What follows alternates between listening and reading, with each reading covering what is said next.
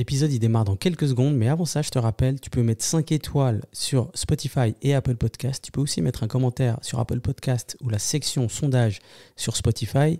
Et finalement, si tu veux me faire un retour sur Instagram, c'est dedicated_podcast. Je te remercie d'avance. Bonne écoute. Peace out. What's up, y'all? You're tuning in to the Dedicated Podcast. Dedicated Podcast.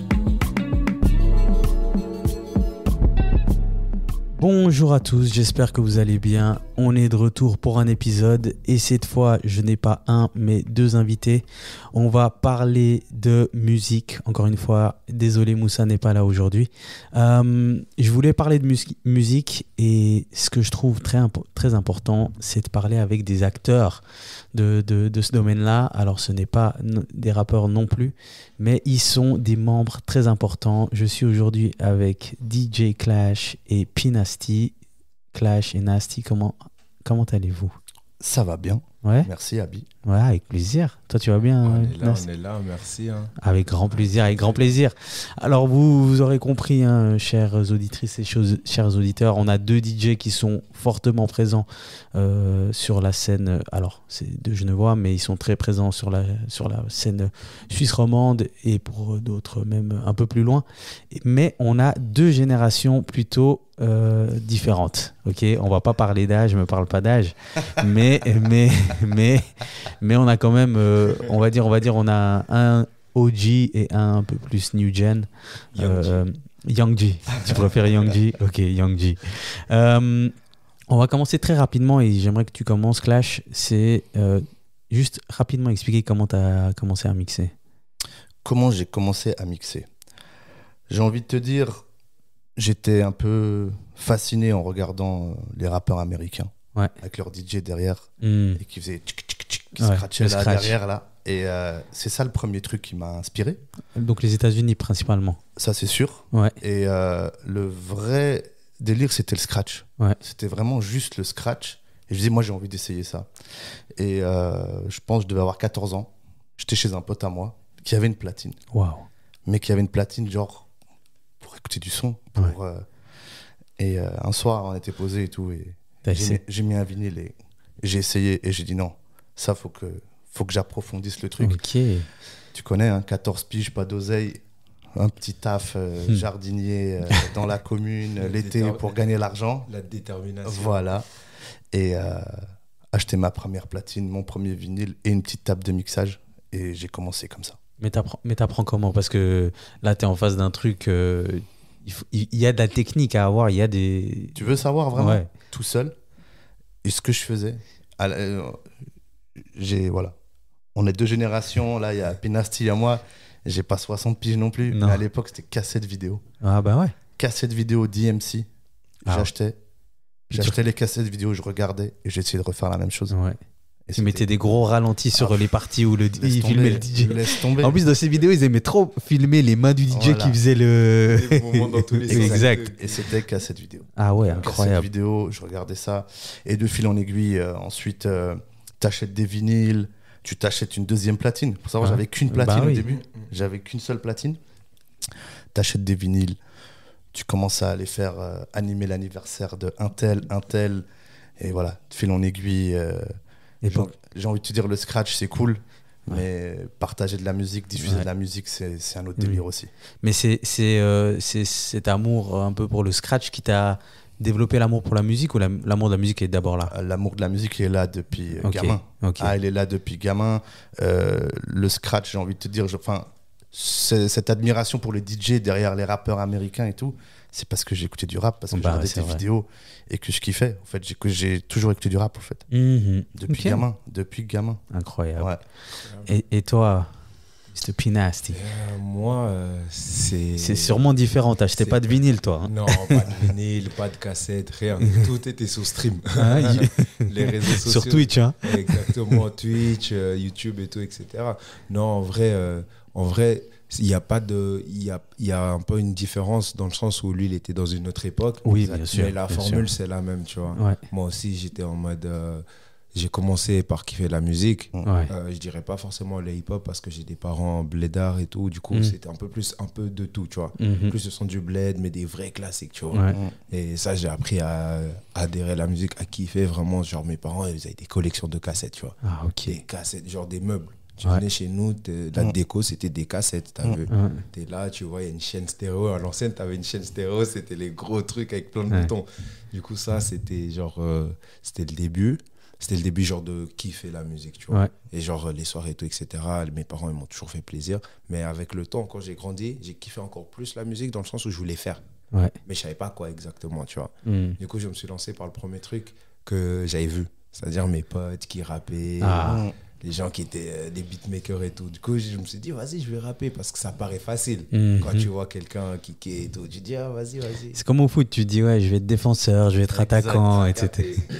Et justement, avec le temps, bah, je me suis dit, vas-y, je me mets dedans. J'ai fait 1, 2, 3, 4, 5 sons. Et j'ai capté, tu vois, tu captes. Tu dis, non, j'ai pas le même niveau que les frérots, t'as vu. Déjà, j'avais pas la même langue parce que je suis anglophone. Pas de naissance, mais de l'école, tu vois. Ouais. Et après, bah, avec le temps, j'ai dit, ok, je vais pas faire ça, je vais faire la prod. Mais la prod, faut être patient. Ouais, c'est un autre univers là-bas, il faut vraiment être posé. Un peu plus proche. Un peu posé, un peu détendu. Ouais. Tu vois, la tête sur les épaules, j'ai envie de dire, parce que tu peux pas être jeune, fougueux, courir dans tous les sens et dire, je vais prod, parce que tu dois être posé, tu vois. Et là, j'ai vu, bon, je mets ça pour plus tard. Et c'est là, bah, avec le temps, tu sors, les frérots, tu mets la musique via téléphone, les gens ils kiffent toujours parce que tu viens toujours avec des nouveaux sons. C'est la mode, ouais, t'as trouvé ce son? Ah, stylé. Et moi, du coup, j'ai commencé à m'impliquer plus, à chercher des sons. Et après, c'était quand? Bien avant le Covid, j'étais allé à l'armée. Ouais. Et pendant l'armée, c'est moi qui animais là-bas. Dès qu'on avait un truc. Oui, t'avais acheté un contrôleur ou un truc? Même pas, téléphone.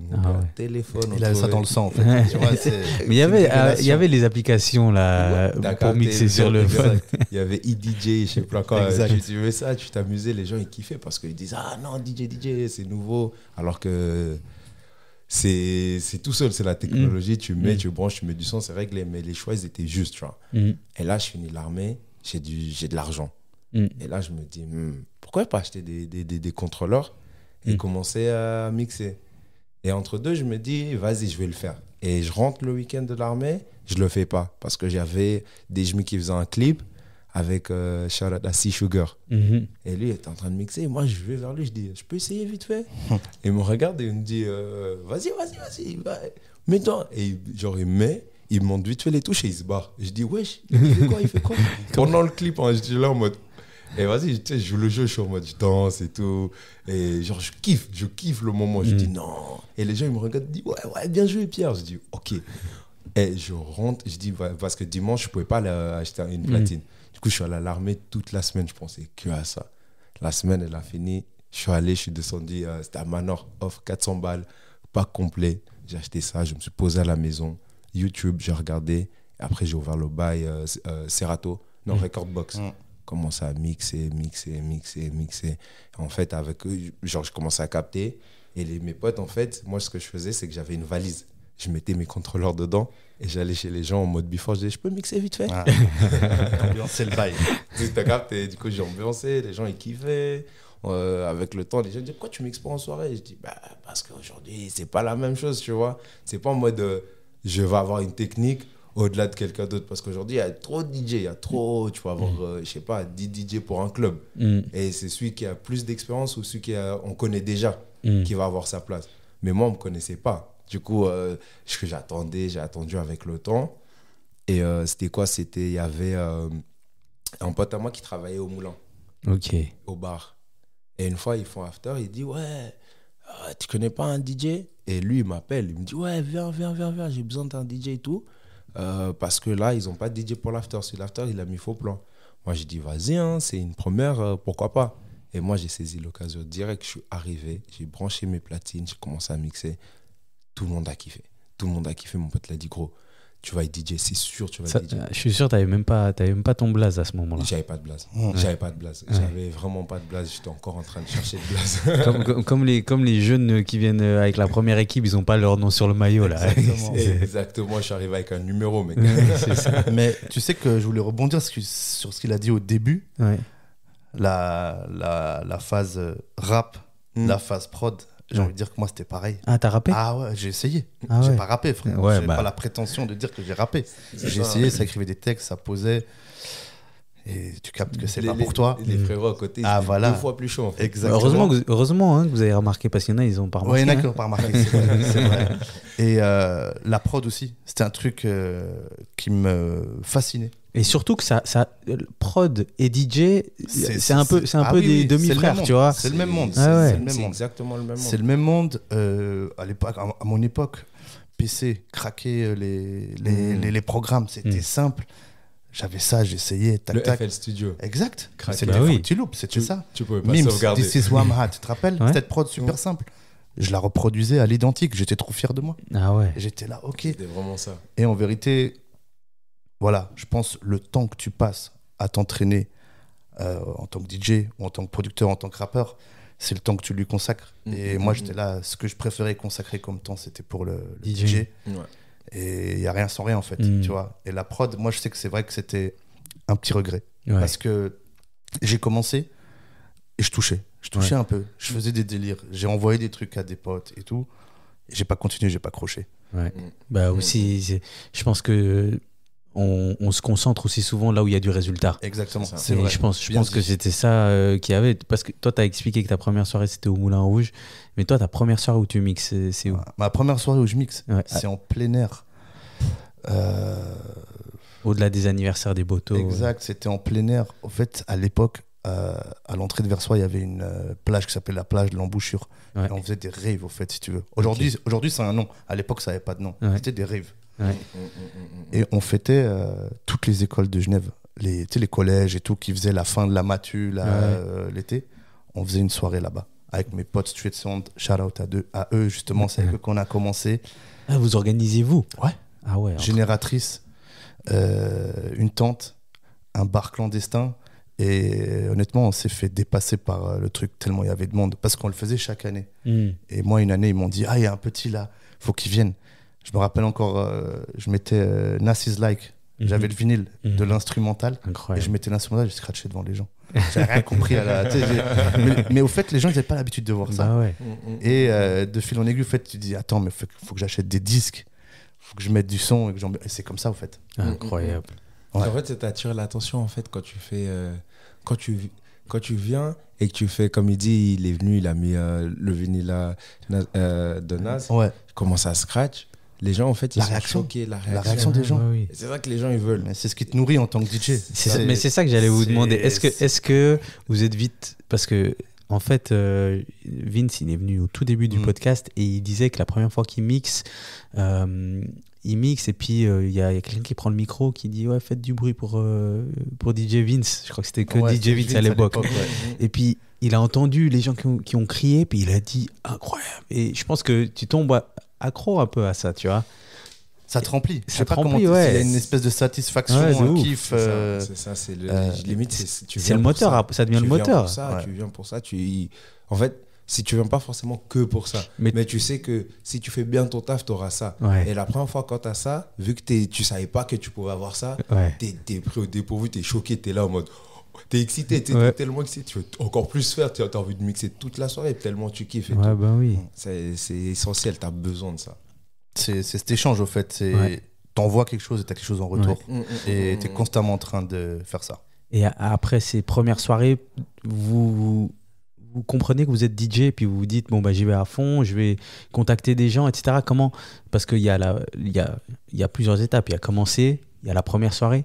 Puis après, il y a encore l'autre étape où on se dit, bon, bah, ok, là, j'y vais pour de vrai. Parce que je pense que vos premières soirées, c'était votre déclic, le réel déclic. À partir de là, comment ça se passe?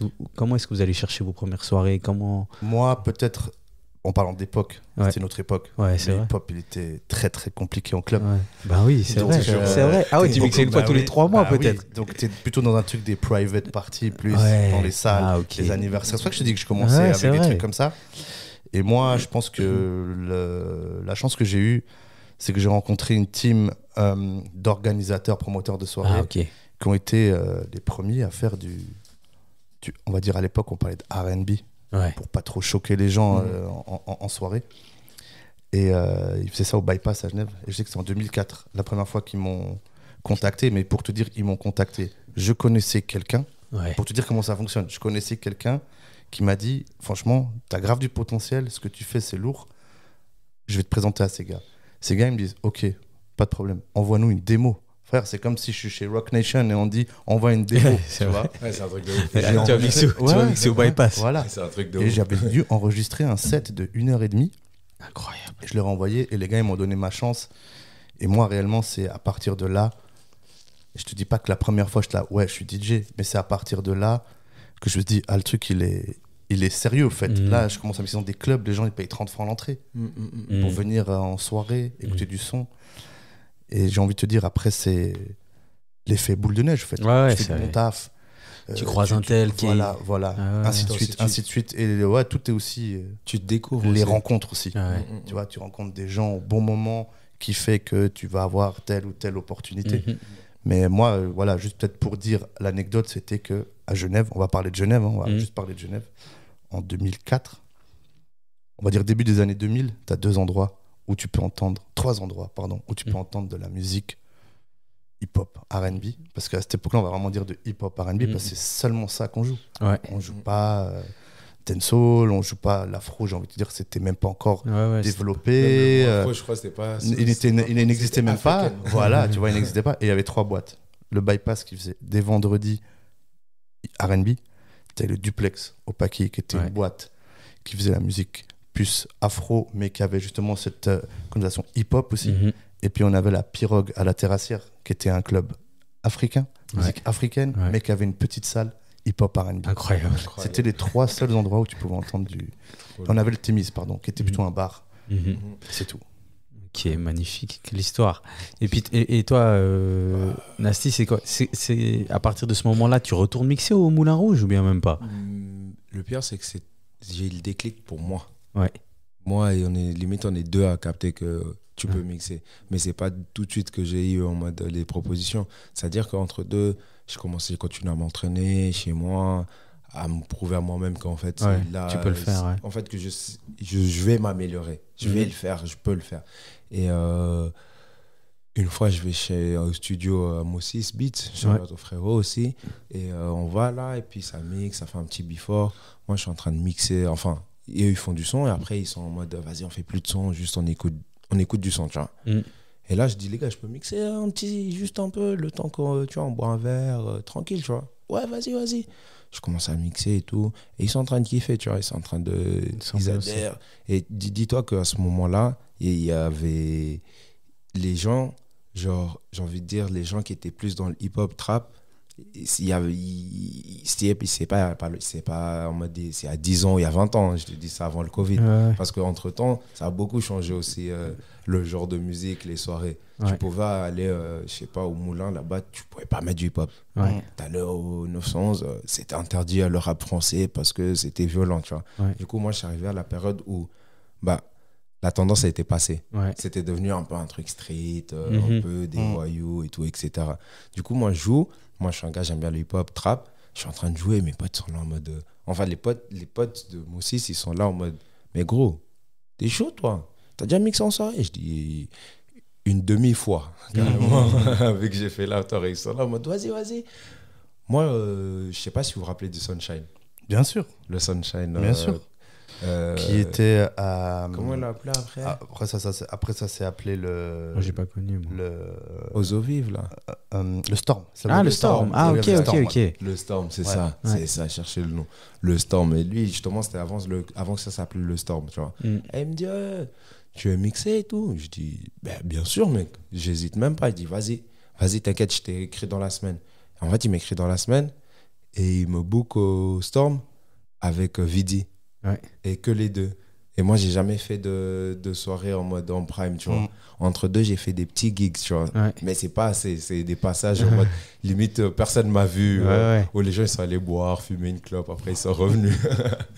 Et là, justement, là, il me book et tout. Et il faut se dire, c'est la période Covid, là. Là, on commence à entendre des par-ci, par-là, il y a du Covid en Chine, je sais pas quoi. Et vas-y, on calcule pas trop en Suisse parce que ça nous avait pas encore atteint. Et là, Jour J arrive, c'est quand ils ont décidé qu'on allait tous, qu'il n'y allait plus avoir de club, les gens ne pouvaient plus aller. Les rassemblements. Les rassemblements, il n'y avait plus de rassemblements. Mais l'anecdote derrière tout ça, c'est avant tout ça, l'engouement que ça a pris, j'étais choqué. Parce que le gars, déjà, quand il me dit, le gars qui me book, il me dit, ouais, tu peux venir, mais on va te payer en guest.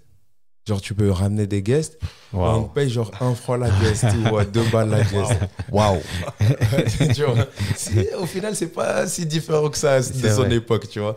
Mais je me dis, gros, t'inquiète, gros. Moi, j'ai juste besoin de mixer. L'argent, tous vos trucs là, c'est pas mon problème. Moi, je veux juste montrer que je suis capable à moi-même déjà. Ça, c'est bien. Et si j'arrive à me prouver à moi-même et à mettre moi-même corda, c'est bon. C'est-à-dire que c'est mon truc, tu vois. Et là, je vais en mode, je suis tout excité, j'écris à tous mes gars aussi, c'est plus excité que moi, ils écrivent à tout le monde. Je te jure, il m'a dit ça à 11h, à 14h, on est à 400 guest list. 400 personnes. Je dis, wesh, les gars, comment on a fait ça et tout? Gros, lui, il a écrit à tel, lui, il a écrit à tel. Moi, j'envoie le gars, il a dit, bah vas-y, hein, écoute, c'est comme ça, hein, let's go. Et là, on va pour la soirée, on attend, enfin, à 17h, il y a la conférence. Et c'est là, ils annoncent en mode... c'est interdit de rassembler tout ça, etc. Non. Et là, j'ai jamais pu mixer.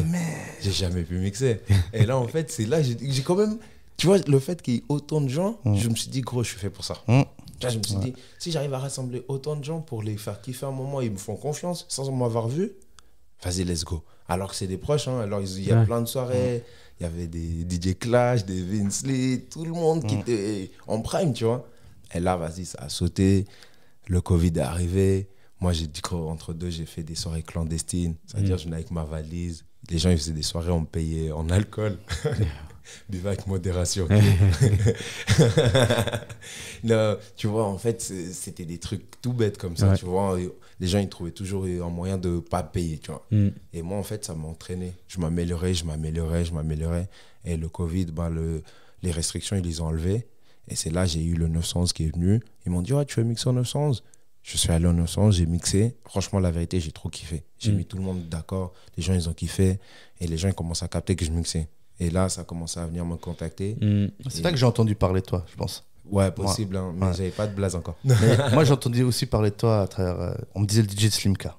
Ouais. Et ça vient quand, ça, justement? Justement, Slimka, là, justement, à ce moment-là, mes potes, ils sont déjà au courant. Ils ont vu que j'assume les soirées. Il n'y a pas de galère. Le frérot, en fait, ça fait moins de 1 an, il est dedans, mais je suis trop impliqué. En fait, j'ai l'impression que le DJing m'a kiffé aussi. Tu vois, c'est plus que le rap, plus que la production. Et du coup, là, j'ai ma période d'armée aussi entre deux. Du coup, je fais des allers-retours. Et là, je finis mon retour. Là, Simka, une fois, il me dit, le frérot, il est parti, il ne peut pas être là. T'es chaud de mixer. Donc, de l'accompagner pour un concert. Pour un show, pour un concert. Mais ça, c'est venu en mode... parce que lui, il avait son show. Et le frérot qui mixait pour lui de base... Il n'était pas là. Et il ne pouvait pas être là. Et du coup, moi, je dis, vas-y, pourquoi pas, tu vois. Et c'était à Estavayer, le festival d'Estavayer. Et là, j'arrive, je dis, je suis chaud, 100%, je suis tout excité. Vraiment, quand je te dis, on te ouvre une porte et tu sais ce qu'il y a derrière cette porte, c'est genre, je tremble et tout. Et là, on arrive au show. Slimka, il me dit, vas-y, bro, no stress, t'inquiète, vas-y. Je suis monté sur scène et les gars, j'étais figé, j'étais choqué. C'est une pression, hein. 400 personnes, 400, 500 personnes qui sont là. Et au début, je parlais jamais. Micro, tout ça. Parce que là, tu devais mixer pour le public ou pour Slimka? Ah, ok, il y avait le concert quand même. Ok. Mais parce que c'est quand même une manière différente de mixer. Hein. C'est pas. Tu dois t'adapter à l'artiste. C'est un duo, quoi. Il y a des passe-passe, peut-être. Il y a des moments où toi-même tu mets des effets. Tu dois comprendre le moment où tu dois baisser le son pour que le public chante.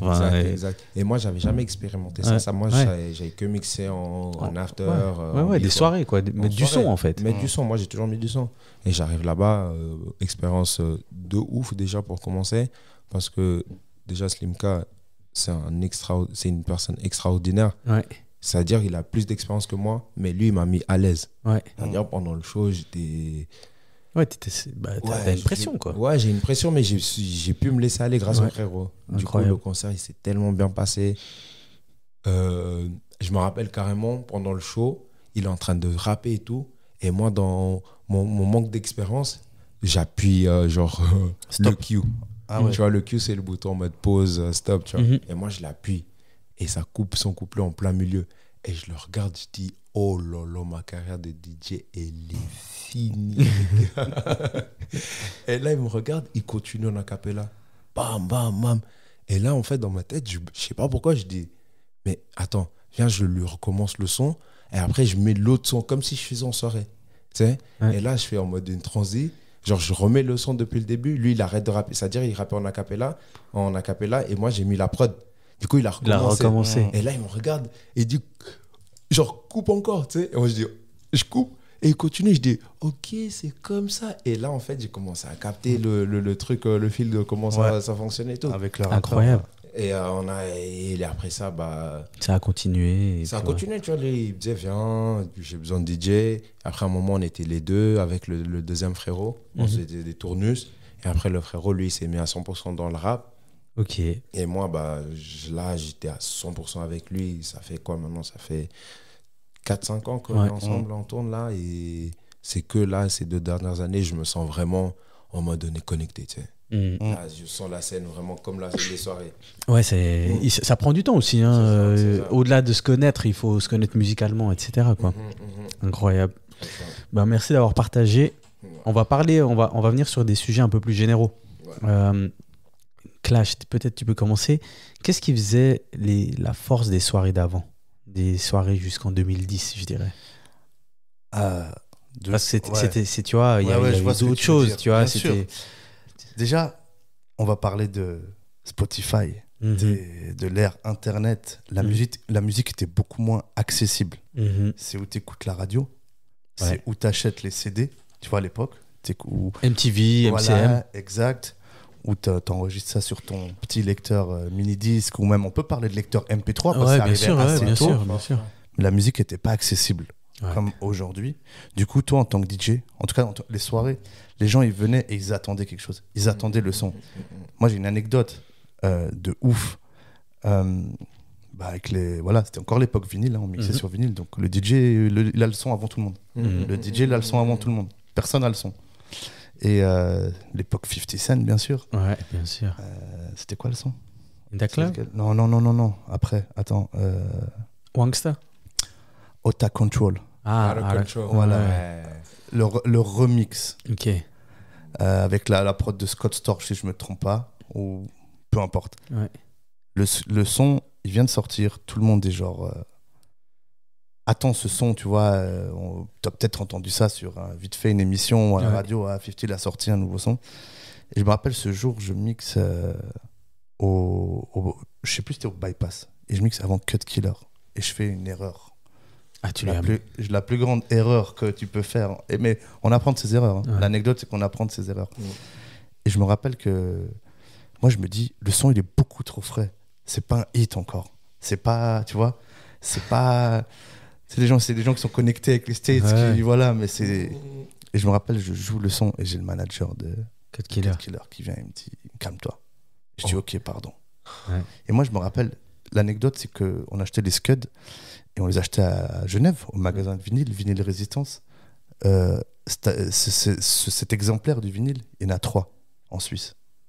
En tout cas, en Suisse romande. Il y en a un pour Vince Lee, un pour Green Giant. Et puis après, et moi, j'arrive et il me dit, vu que tu es là, il est pour toi. Incroyable. Et tu sais qu'il n'y a personne d'autre qui est là. Donc tu sais qu'il n'y a personne d'autre qui va le jouer. Tu vois ce que je veux dire? Et cette époque-là, j'ai envie de dire, voilà, les gens venaient en soirée pour écouter, au fait, on va parler de découvrir. Et pour confirmer, au fait, un peu le truc qu'ils ont entendu. Ah, Jay-Z, il a sorti un dernier son. Vas-y, on va aller en soirée. Je suis sûr, le DJ, il a le vinyle et il va le jouer. Et après, j'ai envie de te dire, l'ambiance, c'est la même chose. Hein. Les gens viennent en soirée pour s'ambiancer. Mais il y avait ce truc... découverte de son aussi. Découverte de son, musicalité, tu vois, qui s'explique par... voilà, t'avais pas les plateformes pour écouter du son comme aujourd'hui. L'échange a été différent. Je pense que ce sujet, on va l'aborder plus tard sur... il dit l'échange était différent avec le public. Ouais. Bien sûr, mais c'est clair. Aujourd'hui, si on peut vite faire passer à aujourd'hui, il y a un truc avec le DJ quand même aujourd'hui qui n'existait pas avant. Le DJ, il est beaucoup plus mis en avant. Tu vois ce que je veux dire? C'est une star maintenant. Voilà. Ouais. Tu vois, qu'à l'époque, les gens respectaient ton taf. C'est un artiste parmi. Les gens respectaient ton taf, venaient en soirée, s'ambiancer, écouter le son. Mais aujourd'hui, il y a vraiment... Et on parle de hip-hop, on va même pas parler d'électro ou quoi que ce soit. Il y a un amour qui est plus montré envers le DJ qu'à l'époque. Il y avait vraiment ce truc de « Ah, le DJ était bon, c'est cool. » Mais ça, j'ai envie de dire, ça peut s'expliquer par les réseaux sociaux, par beaucoup de choses qui font que les gens aujourd'hui te voient, t'identifient, etc. Mais là, je sais pas, en 2000 et 2010, pour faire du bruit en tant que DJ, il fallait être très très chaud. Il fallait vraiment... fallait mixer partout, quoi. Et quitte à avoir... Et puis il fallait avoir tes soirées aussi, je pense, etc. Exactement. C'est ça la différence, quoi. Exactement. Parce que toi... Pinasty, est-ce que tu as l'impression que quand tu mixes aujourd'hui, tu fais découvrir des sons au public?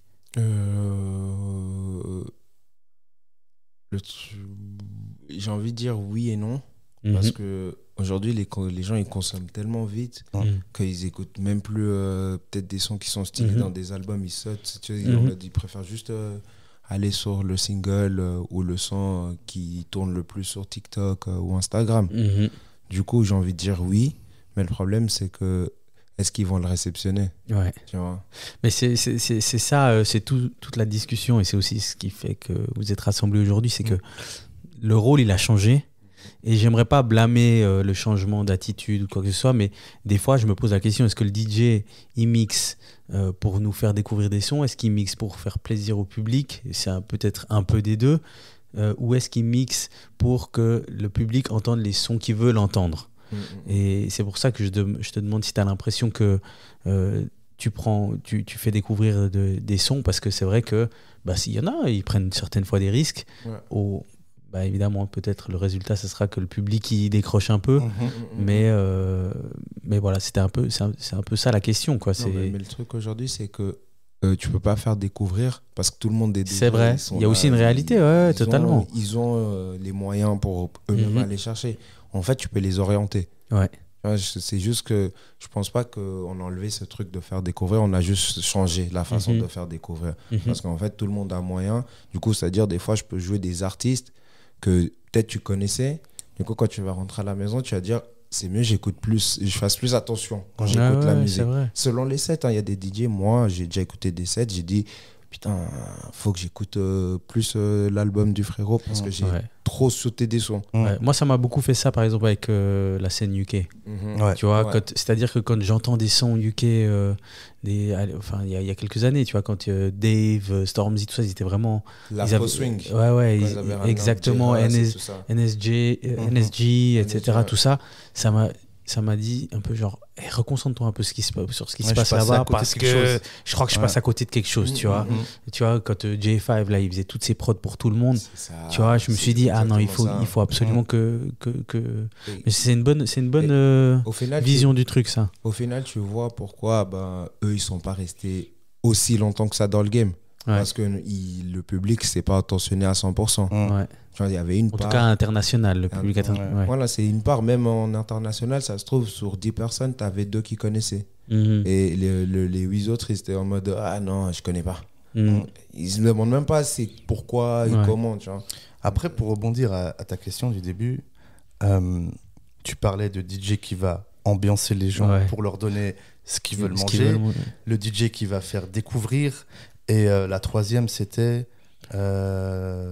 j'ai dit celui qui va faire découvrir, celui qui va faire en sorte de faire plaisir aux gens. Voilà, et celui qui va donner ce que le public attend. Voilà. C'est un peu pareil. Et il y a un truc aussi, où moi, souvent, quand j'ai des discussions avec d'autres DJ, avec des potes, ou même tout à l'heure, on avait une discussion avant de commencer par rapport au Carnaval de Londres et tout, c'est quand tu es devant le bon public. Au fait, je sais pas comment expliquer. Au fait, nous, on a ce truc en tant que DJ. Au fait, tu sens les gens. Et quand tu sais que tu es devant un public réceptif, tu sais que tu as carte blanche. Tu sais que tu vas pouvoir leur faire découvrir un truc, que de leur pas forcément jouer dans ton truc mainstream à fond, leur donner ce qu'ils veulent écouter, etc. Et puis des fois, tu es face à des publics plus différents. On peut parler de public, mais on peut parler d'endroits aussi finalement. Ah ouais, de des clubs, voilà, il y a vraiment ville, exactement, etc. tu vois. Et je pense que c'est ça aussi notre force, c'est d'ouvrir les yeux et de voir justement qui on est en face de nous et comment on peut essayer de. Moi, je pense que voilà. C'est un melting pot, un grand mix de tout ça, et il faut essayer des fois d'ouvrir les yeux et d'avoir les bonnes personnes en face. Et c'est ça qui est très compliqué aussi des fois. Non, c'est vraiment ça. Hein. Et c'est marrant parce que je vais être un peu provocateur. Là, tu parles d'avoir le bon public. Comment on fait pour avoir le bon public? Alors ça c'est une bonne question. Parce que je pose cette question parce que vous organisez les deux des soirées. Hein, on va en revenir plus tard, mais pardon, juste moi je dis géographiquement parlant déjà. Quand on parle de bon public, on peut parler d'autres pays, d'autres villes. Hein. On parle pas à l'échelle suisse genevoise. Hein. On peut parler déjà frérot, on joue de la musique à 90% anglophone.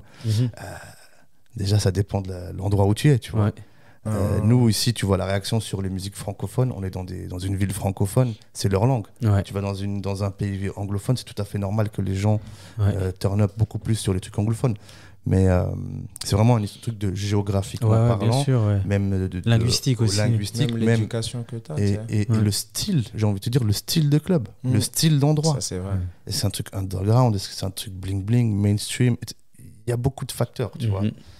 Mais comment avoir ce bon public, c'est un truc qui se taffe et qui se taffe pas en 2 jours, hein, j'ai envie de te dire. Et après, c'est aussi la voix que tu choisis.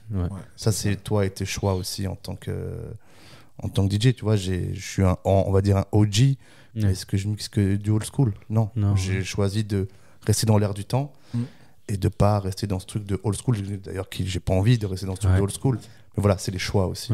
C'est vraiment les choix. Et moi, je pense aussi que c'est c'est le public qui choisit. Toi, tu proposes une énergie spécifique, tu vois. Et en fait, aujourd'hui, on entend un truc, oui, les clubs, la langue, l'éducation, la culture, ça joue un rôle. Mais en tant que DJ aujourd'hui, il faut se dire que nous, c'est notre mission. Tu vois, de amener les gens. C'est un voyage. C'est un voyage. J'aime bien ce qu'il dit. Tu proposes ces choses et après les gens qui adhèrent, ils te suivent. Les gens qui adhèrent pas, ils suivent pas. J'aime bien le délire. Au final, tu pars, tu es tout seul. Mais à la fin du voyage, tu peux te retrouver avec 1000 personnes parce que en fait, les gens ont capté. Et moi, je pense que le plus important, c'est ce que tu veux faire capter aux gens. Tu vois. Et en fait, si les gens, s'ils captent où tu vas aller, ils vont te suivre. Tu vois ce que je veux dire? Musicalement, si tu arrives, je sais pas, c'est un exemple, là, tu joues du bouillon, d'un côté t'es dans du hip-hop US, un côté dans là, les gens ils vont voir, c'est bizarre. Mais ça se trouve que c'est ton voyage à toi, tu vois. T'as envie de voyager dans ce truc, il y a un truc que toi t'entends que eux ils n'entendent pas. En fait, c'est une leçon. Mais c'est ça qui est intéressant parce que le voyage, je dirais que dans les années 2010, il était un peu plus simple parce que...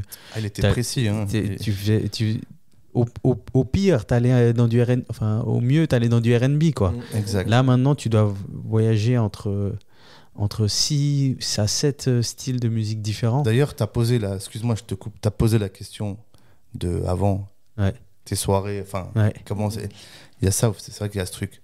Avant, c'était simple, c'était du hip-hop, du R&B. C'est ça. Et les gens, ils venaient pour ça. Aujourd'hui, comme tu viens de le dire, c'est beaucoup plus compliqué. Parce que tu dois jouer un panel finalement de styles différents. Moi, j'aime bien utiliser le mot urbain, qui regroupe un peu tout ça, au fait, pour pas qu'il y ait une connotation hip-hop, afro, etc. Voilà, c'est de la musique urbaine finalement. Et à l'époque, c'était plus simple. C'était le hip-hop, le R&B. J'ai l'impression qu'aujourd'hui, tu peux pas être un puriste. Non. Tu peux pas venir avec ton style de musique, ta DA et ta façon de penser en mode... tu peux, mais tu vas te fermer des portes. Tu vas te fermer des portes. Tu vas te fermer des portes. Alors tu vas correspondre à un style d'endroit. Voilà, c'est ça. Exactement. Mais tu vois, par exemple, nous, à Genève, vu que c'est pas aussi grand et aussi large que, je sais pas, à Londres ou à Paris, c'est vide. Si tu viens avec ton propre style hip-hop, les gens, ils aiment pas, ils changent. Vous n'êtes pas avec nous, restez sur le côté. C'est exactement ça. C'est celle-là. Donc, je pense que nous, on a vraiment une mission vraiment de faire...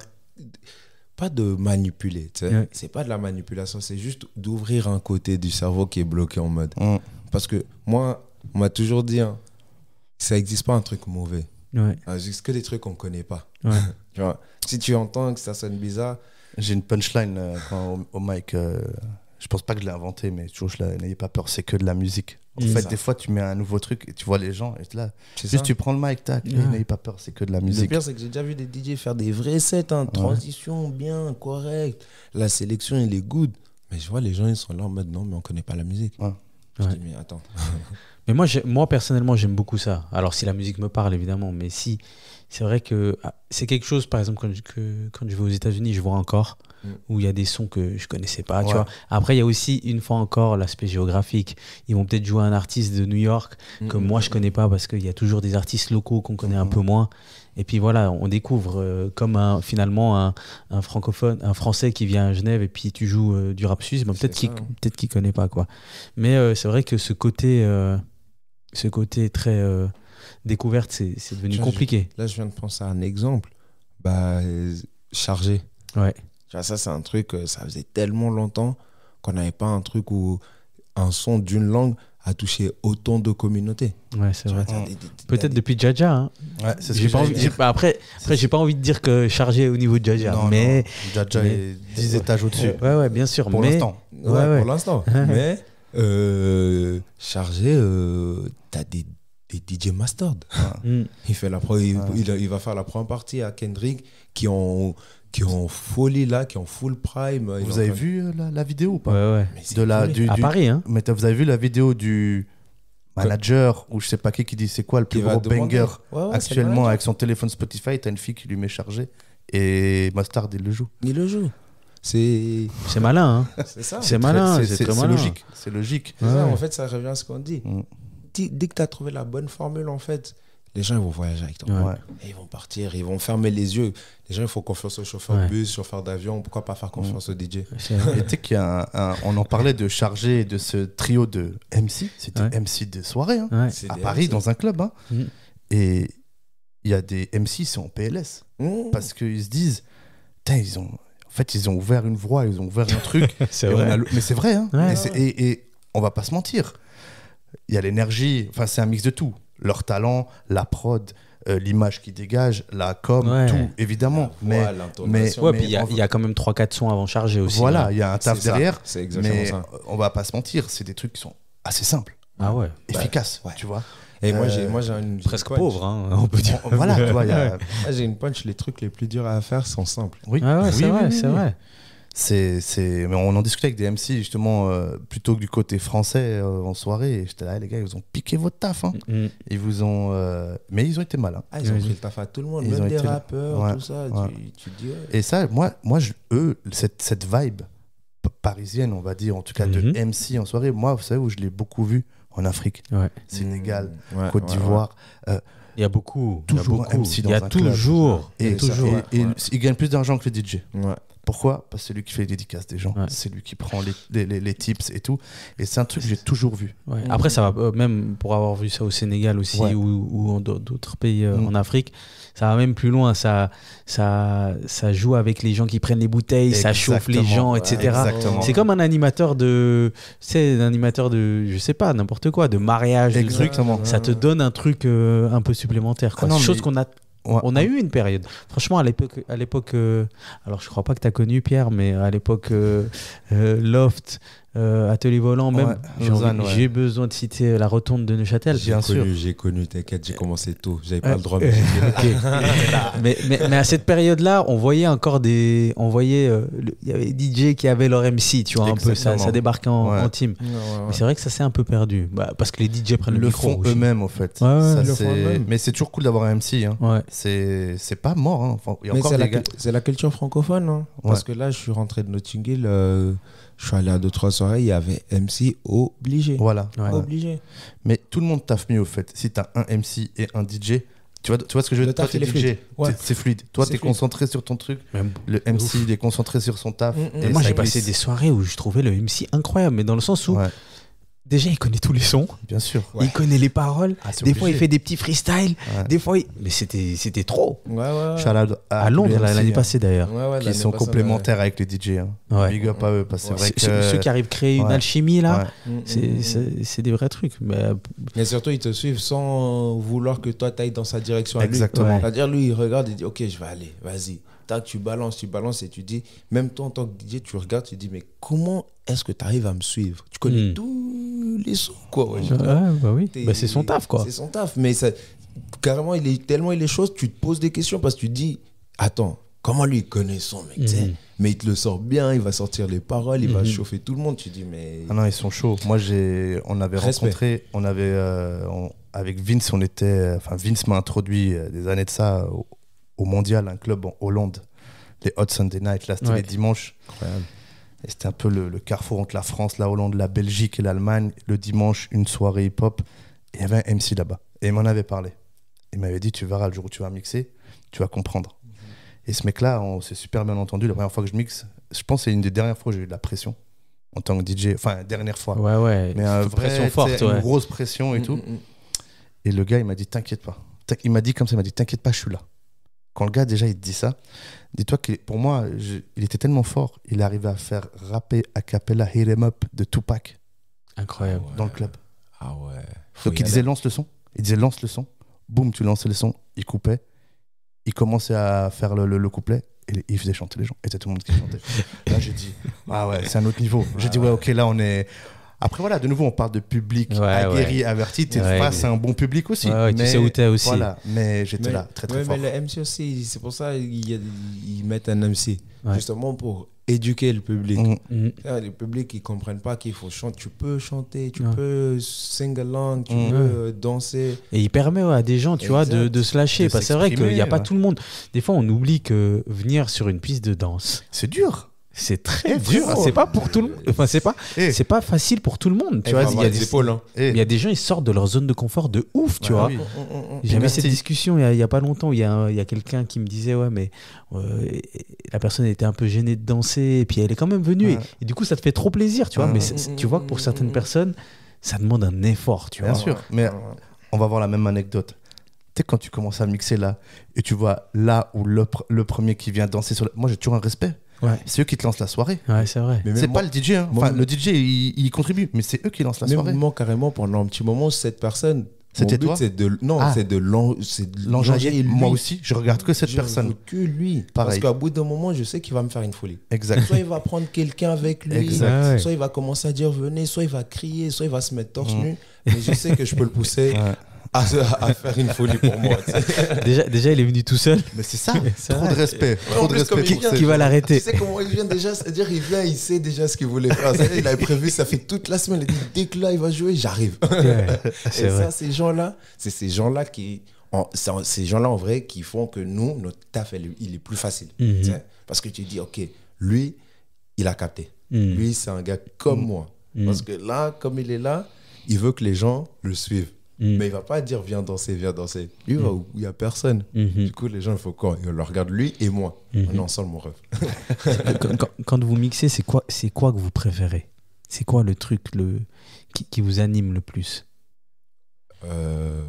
Toi, je sais, toi, tu montes sur la table, tu enlèves le t-shirt. Donc, ouais, moi, c'est ça. Moi, pour moi, c'est le soleil, ça. Moi, je suis un panneau solaire. Les gens écrivent, les gens... En fait, il faut un truc qui nous choque tous. Que ce soit moi, le public, mon collègue DJ. C'est une bonne compétition. C'est qui va être le meilleur? Parce que si entre nous deux, on est en train de chercher à être meilleur, bah, les gens, il faut recevoir que du bien. Tu vois? Parce que moi, je vais mixer trop bien. Lui va mixer trop bien. Du coup, moi, j'aime bien quand il y a... C'est une concurrence, mais une bonne concurrence, mais il y a de la bonne fougue là. Les gens étaient concentrés en mode vas-y, ce soir, on va s'envoyer. Let's go. Mais c'est une bonne énergie, tu sais. C'est une bonne échange parce qu'au final, t'es en train de kiffer. Ouais, puis finalement, ça reste un moment où il y a deux personnes qui sont là, qui vont faire la même chose pour les mêmes personnes. Exact. Pour la même cause. Et pour la même cause. Et pas peut-être pas pour la même somme, mais c'est important de le dire. mais t'es obligé, ton but, c'est obligé de vouloir choquer l'autre. Ouais, c'est obligé, tu veux choquer l'autre. Moi, c'est ça. Moi, personnellement, j'ai envie de choquer le DJ. Mon collègue DJ, parce que je sais, si je le choque lui, c'est-à-dire que je suis en train de faire le taf comme il faut, tu vois. Ouais, et puis quand des fois, tu peux choquer et puis ça peut créer quelque chose dans le futur, tu vois. J'ai des anecdotes avec des collègues DJ où je suis arrivé, on se regardait, chill, bonne ambiance. Juste avant de mixer, je dis, bon, bref, Vous êtes chaud, on regarde ce qui va être le plus chaud. Qui ce soir? Ouais, vas-y, on met un petit 50 balles là. Vas-y, vous êtes chaud. Ouais, vas-y, arrête, toi. Tu veux... C'est pas une compétition. Je dis non, c'est une bonne compétition. C'est-à-dire que là, on met juste la barre assez haute pour qu'on se donne, tu vois. Parce que je sais qu'il y a des gens, ils viennent, des fois, ils se la donnent plus. Ils viennent, ils mixent, ils mettent du son, ils se barrent, ils prennent son cachet, il est content. Tu vois, quand tu mets un peu ce piment-là dans le jeu, tu vois, tout le monde commence à trembler. C'est là en mode, vas-y, viens, on va se chercher alors. Et là, ils s'impliquent. Et là, tu as une soirée où les gens, ils rentrent. Le lendemain, ils disent, putain, c'était une soirée de ouf. Et toi, la vérité, des fois, tu as oublié de regarder tellement tu es dans ton truc, quoi.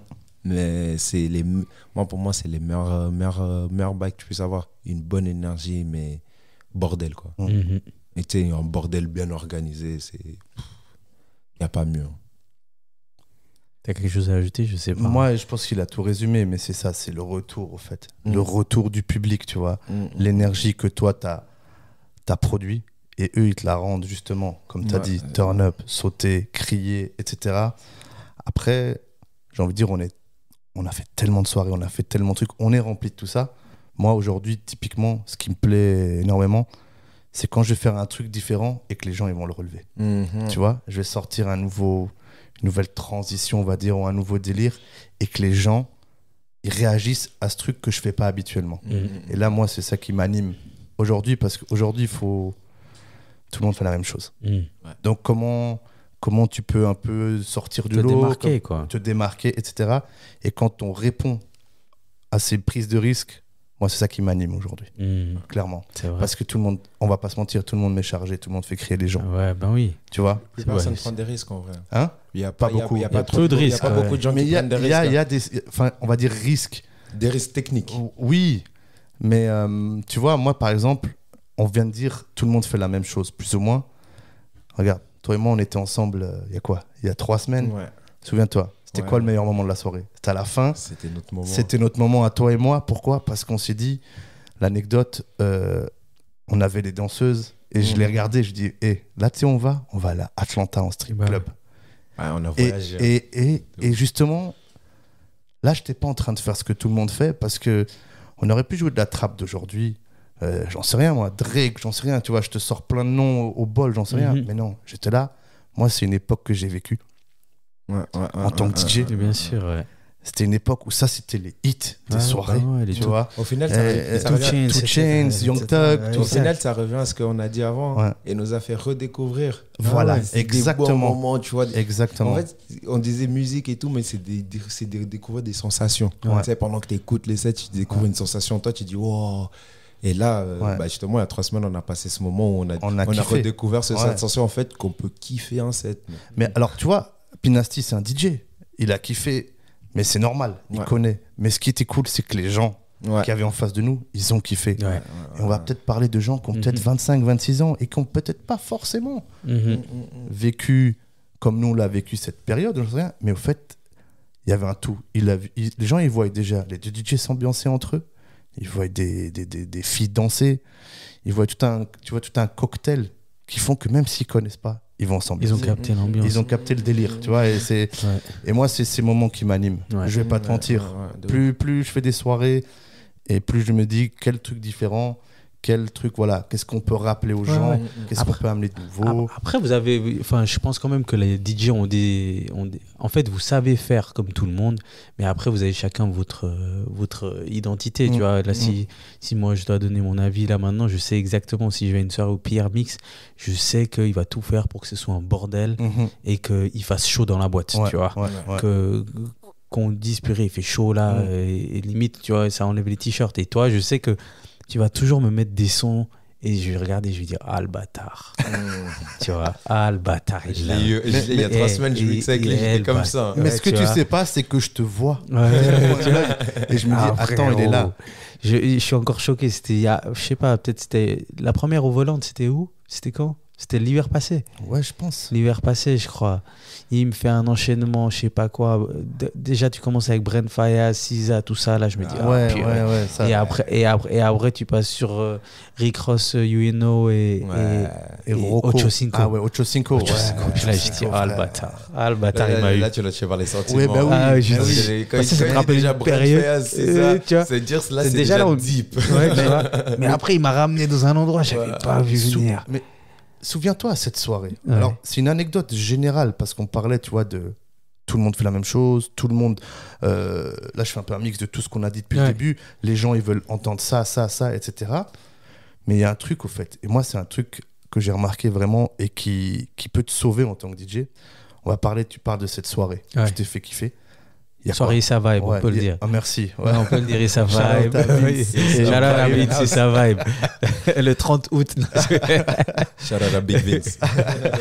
Et au fait, il y a quoi 400 personnes là-bas dedans. 400, peut-être 350, 400 personnes. Il suffit de 15 personnes ou 20 personnes sur ces 400 personnes qui s'ambiancent de ouf sur ta session. Ils peuvent mettre d'accord tout le monde. Ouais. Et ça, c'est un truc... Moi, en tant que DJ, tu vois, si vous n'êtes pas là, par exemple, si ce groupe-là, on va parler du groupe, souviens-toi, Swag Surfing. Typiquement, si je le joue et vous n'êtes pas là, personne ne va réagir, je vais me prendre même un flop. Mais quand les gens ils vont juste voir 10, 15, 20 personnes, mais limite faire les chorés et tout, les gens ils suivent. C'est vrai. Même s'ils ne connaissent pas, c'est des suiveurs. Bah en fait, ils voient que c'est un truc cool, donc enfin dans le sens qu'il y a un truc qu'ils ont peut-être loupé, donc peut-être que voilà, c'est les gens ils sont trop influençables. Oui, ils suivent. Si tu arrives vraiment avec une en soirée, hein, on va le dire. Oui, évidemment. En soirée, là on parle de la vie des gens, ils font ce qu'ils veulent. Non, en vrai de vrai, en soirée, les gens ils sont influençables. Et les gens, je pense qu'ils vont en soirée pour être influencés. Tu vois parce que les gens ils vont pas aller dans un club parce qu'il y a un bon DJ, mais il y a personne. Tu vois, ils vont préférer aller à une soirée. Ah, je connais pas le DJ, mais il y a une grosse queue. Il y a du monde. Ouais. Et après, ils vont regarder quoi ? Ah, c'est quoi comme style ? Ah, vas-y, ça rentre dans mes critères, j'y vais. Tu vois. Du coup, encore une fois, pour créer ce truc-là, il faut des gens qui sont prêts à venir donner 100%, tu vois. Et le boucan que je disais avant, c'est pas le boucan de se mettre torse nu. C'est comme tu disais, viens sur la piste, mec. Frérot, qu'est-ce que tu veux ? T'as le rythme cardiaque qui augmente. C'est ça, t'as envie de boire, après tu sais pas si t'as envie d'aller draguer ou t'as envie de rentrer. Tu sais, il y a un mélange d'émotions en fait. T'es là, tu dis attends. Après tu regardes le DJ, tu dis non mais il est trop fort en fait. Tu sais. Et puis t'as vécu quelque chose. C'est ça, tu vis un moment en fait et c'est ça qu'il faut. Tu sais ce qu'on disait, ça c'est de nouveau shout-out à Vince. Ça c'est une de ses meilleures punchlines. Il dit que quand tu viens en soirée, c'est le moment où t'es quelqu'un. C'est vrai. Tu prends une table, tu prends une bouteille, j'en sais rien, où tu vas danser sur la piste. Les gens ils font un rond sur toi parce que tu. Non mais déjà tu t'es sapé. Tu t'es sapé. Et les gens, c'est des gens. Enfin, on fait pas de généralité, mais c'est peut-être dans sa life ça va pas. C'est ça. Il a des soucis, il a ses problèmes, etc. Mais quand tu viens en soirée, au fait, c'est ton moment, t'es quelqu'un. Il faut pas oublier ça, au fait. Nous, on est là pour faire kiffer ça. Pour te faire oublier un minimum tes problèmes. Tu vois. C'est temporaire. Hein. Je sais que c'est temporaire. Je sais.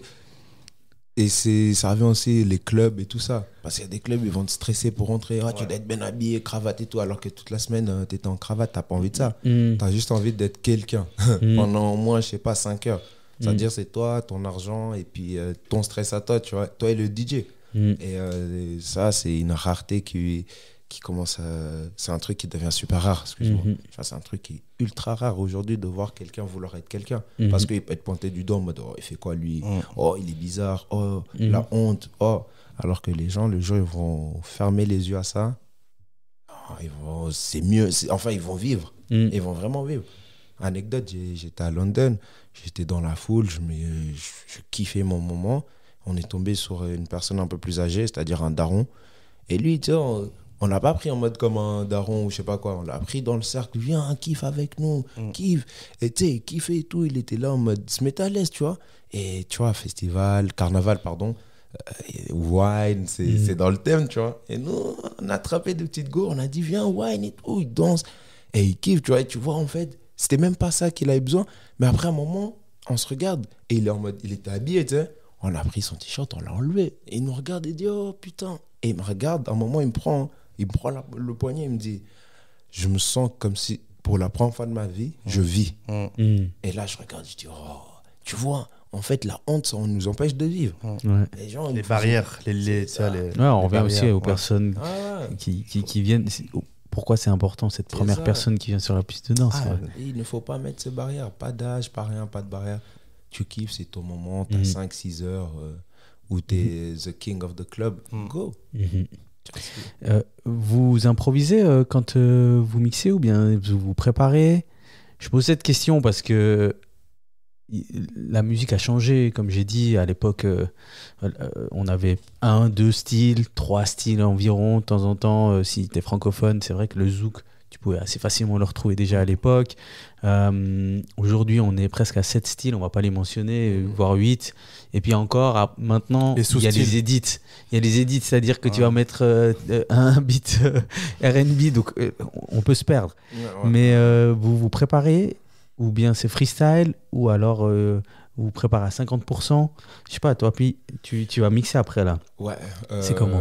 Tu vois, c'est fou parce qu'aujourd'hui, au jour d'aujourd'hui, j'ai compris que juste en étant organisé un minimum, ça me facilite le travail. Ça me facilite. Mais c'est quoi être organisé? Être organisé, c'est au début, moi, je téléchargeais la musique et je mettais dans un panier et c'était tout. C'est-à-dire, pendant la soirée, je regardais ce que je pourrais mettre. Aujourd'hui, je trie par genre de musique, tu vois. Il y a plein de styles. Du coup, déjà, je mets chaque style dans son style. Tu vois, comme ça, après, si je veux improviser, je sais où je peux improviser. Parce qu'avant, c'était de l'improvisation, mais ça perd de la valeur parce que tu es là, tu cherches qu'est-ce que tu vas improviser. Ouais, et puis les écrans, des fois, sont petits. C'est petit, tu es en soirée, selon comment si tu abuses, si tu as de l'énergie. Des fois, tu mets un son qui est trop lourd, du coup, les gens, ils t'attrapent, tu n'as même pas le temps d'aller regarder ce qui se passe. Alors que si tu as un minimum organisé, tu sais déjà que pendant 5-10 minutes, tu vas voir les gens. Dans ta lignée, ils vont aller dans ta direction, ils vont te suivre. C'est tellement organisé, il n'y a pas de coupure, il n'y a pas de moment d'attente, il n'y a pas de moment où tu dis ok. Parce que les gens ils ressentent. Tu es là, tu regardes le DJ, il a la tête dans son écran là, tu te dis non, lui là, soit il est mieux, il a des problèmes de yeux, ou soit vraiment il est vraiment en train d'aller chercher le son dans son disque dur là. Et moi je l'ai vécu. En soirée, je cherche un son. Il apparaît pas, il veut pas jouer, du coup je dois chercher l'autre version. Tu te rappelles plus le nom du titre. Tu as changé le titre, tu avais mis un truc codé pour que ça soit plus facile. Mais en fait, tu as 3 codes qui commencent pareil. Tu te dis, ouais, c'est lequel déjà, tu vois. Et tu n'oses pas prendre le risque de le mettre comme ça. Moi, c'est ton audio WhatsApp. Du coup, l'organisation, je dis pas qu'il faut être. Enfin. Je dis pas que je suis un mec ultra concentré, enfin ultra organisé, mais j'organise la direction dans laquelle je vais aller, tu vois. Comme ça, je suis pas perdu dans mon freestyle. Comme ça, je perds pas de temps à chercher un son, je sais. Là, je sais, j'ai là. Et c'est comme ça, moi, je kiffe personnellement. Parce que je sens le public il me donne. Du coup, je me dis, oh, je vais aller dans du dancehall. Je vais aller là-bas.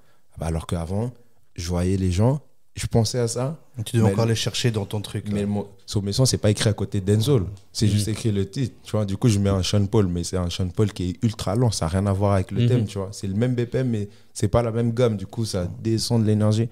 Et ça, j'ai tellement vécu ça que je me suis dit non. C'est le métier qui rentre. Ouais.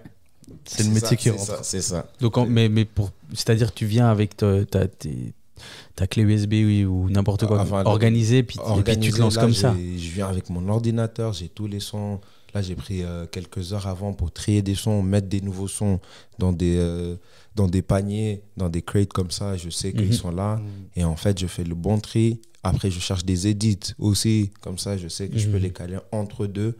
Et ça reste de l'impro. Mais je sais que j'ai toutes ces options qui sont là. J'ai une ligne directive un peu. Ouais, c'est comme si tu as fait tes 1000 prep. Ils sont au frigo, puis tu dis, OK, on va manger ça. Exact. C'est exactement ça. C'est le meilleur moyen d'avancer dans le métier. Ce métier-là où les gens ils sont ingrats. Après, toi Clash, pour la question, la même question, déjà, toi, tu as commencé au niveau du vinyle. Ouais. Donc déjà, là, c'est un peu freestyle, en fait. Parce que... Ou alors, tu as rangé déjà tes vinyles dans l'ordre. Ouais. Gars, à l'époque, J'apprends à mixer, je commence à mixer. J'ai pas 20 ans de DJ dans les dents, en fait, tu vois. Donc mes sacs de vinyle, ils sont classés, au fait, juste par vinyle qui peut aller avec l'autre. Ce morceau, il match avec celui-là, etc. Maintenant, tu as des autres DJ qui mixent avec toi. Tu vas pas rejouer le son qu'il a joué, etc. Mais tu sais que tes vinyles, ils sont classés dans l'ordre, en tout cas, dans le matching, tu vois. Ce morceau, il va avec l'autre. Après, quand on est passé au numérique, là, au MP3, Serato, je rejoins Pinasti, au fait. Organisation, create, style de musique. Moi, j'ai envie de te dire, je vais beaucoup plus loin. Année et surtout vitesse. Comme ça, je sais que quand je suis dans une create de tel tempo, tous les sons, ils matchent. Je veux changer de tempo, je vais au-dessus, tu vois, j'ai 3 tempos, j'ai les down, mid et high, tu vois, genre, puis tu navigues là-dedans. Et je navigue OG. Ouais. Et je navigue là-dedans, mais ça va, au fait, ça te donne beaucoup plus de possibilités dans un gain de temps. Et tu vois, je sais que moi, des fois, je mixe. Il y a des DJ, j'ai rien fait, hein. Je suis juste en train de mixer. Ils viennent et disent, mec, tu m'as mis la pression. Il me dit, tu vas beaucoup trop vite. Tac, c'est carré. Mais je dis, mais parce qu'au fait, oui, tu t'es préparé. Il y a le côté expérience, technique ou que ce soit, mais c'est aussi l'organisation. Mais honnêtement, préparer un set, à part, je pense, pour la compétition Red Bull que j'ai fait DJ en 2015, j'ai jamais préparé un set. Mais à force de mixer, à force de faire t'as des sets, hein. Enfin, dans le sens, à force de mixer, t'as des sets un peu dans ta tête, si tu vois ce que je veux dire. C'est ta connaissance musicale. C'est comme les danseurs, tu vois ce que je veux dire. C'est ta connaissance, mais juste, tu dois organiser pour que tu puisses les rebalancer correctement. Exact. Parce que en fait, on te demande de l'envoyer correctement. Tu peux pas envoyer des sons au bol comme ça. Et puis, il y a, avec Vince, on en parlait une fois, il y a toujours un enchaînement de 3-4 morceaux. On sait qu'ils vont bien ensemble, tu vois. Et que ça, tu vois, t'as tendance à les répéter, tu vois, dire ça, tu sais que c'est une valeur sûre. Tu sais que là, les gens, ils vont, voilà, tu vas leur mettre la pression, ils vont kiffer, etc. Mais honnêtement, préparer un set à l'avance, à part si tu t'appelles DJ Snake ou je sais pas quoi, où les gens, ils ont payé 50 balles pour venir voir un concert. Même si c'est un DJ, c'est un concert, tu vois. J'avoue. Tu peux préparer tous les sets que tu veux, mais ça veut dire que tu vas pas regarder les gens qui sont en face de toi. Et tu vas pas te dire... Est-ce que le truc... Tu vois ce que je veux dire? C'est ça qui est bon, en fait. C'est ça qui est bon, en fait, quand tu mixes. C'est de te retrouver des fois dans des situations où le public, ils n'ont pas accroché. Donc, il faut chercher une autre alternative. Alors que si tu prépares un set... moi, j'ai vu des gens aller tout droit avec leur set. J'ai dit, mais attends, mais non, c'est nul. Avec respect, tu vois. En mode... J'ai dit avant, les trucs nuls, ça n'existe pas. Mais en mode... C'est faux, c'est plutôt c'est faux. Pas approprié, c'est pas en train de le faire correctement, c'est pas pour ce genre de lieu et tout, et on n'arrive pas à aimer. Tu vois. Donc, non, faut pas préparer les sets, mais il faut organiser tes sets pour que tu puisses. Quand tu vas aller tout droit là, les gens ils vont te suivre. Ils disent, tiens, ça fait chasse-neige, ça écarte tout. Les gens ils passent tranquilles, ils disent, il est trop chaud ce DJ. Exact. Vous arrivez à écouter du son sans penser au travail? Est-ce que tu arrives à écouter du son sans te dire ah ouais ce son moi j'essaye régulièrement, mais après le problème c'est que je suis automatiquement obligé. J'entends un son, je pense à une transition que j'ai fait, je dis mais ce son il va avec en fait, et tu vois après je suis là en mode je vais essayer de vous leur dire mais ça m'arrive d'écouter du son pour écouter du son, mais le travail est toujours là. Tu vois, je suis obligé, enfin je suis pas obligé, mais vu que le travail me demande de toujours donner les gens le truc bien, obligatoirement, c'est automatique, que je le veuille ou pas.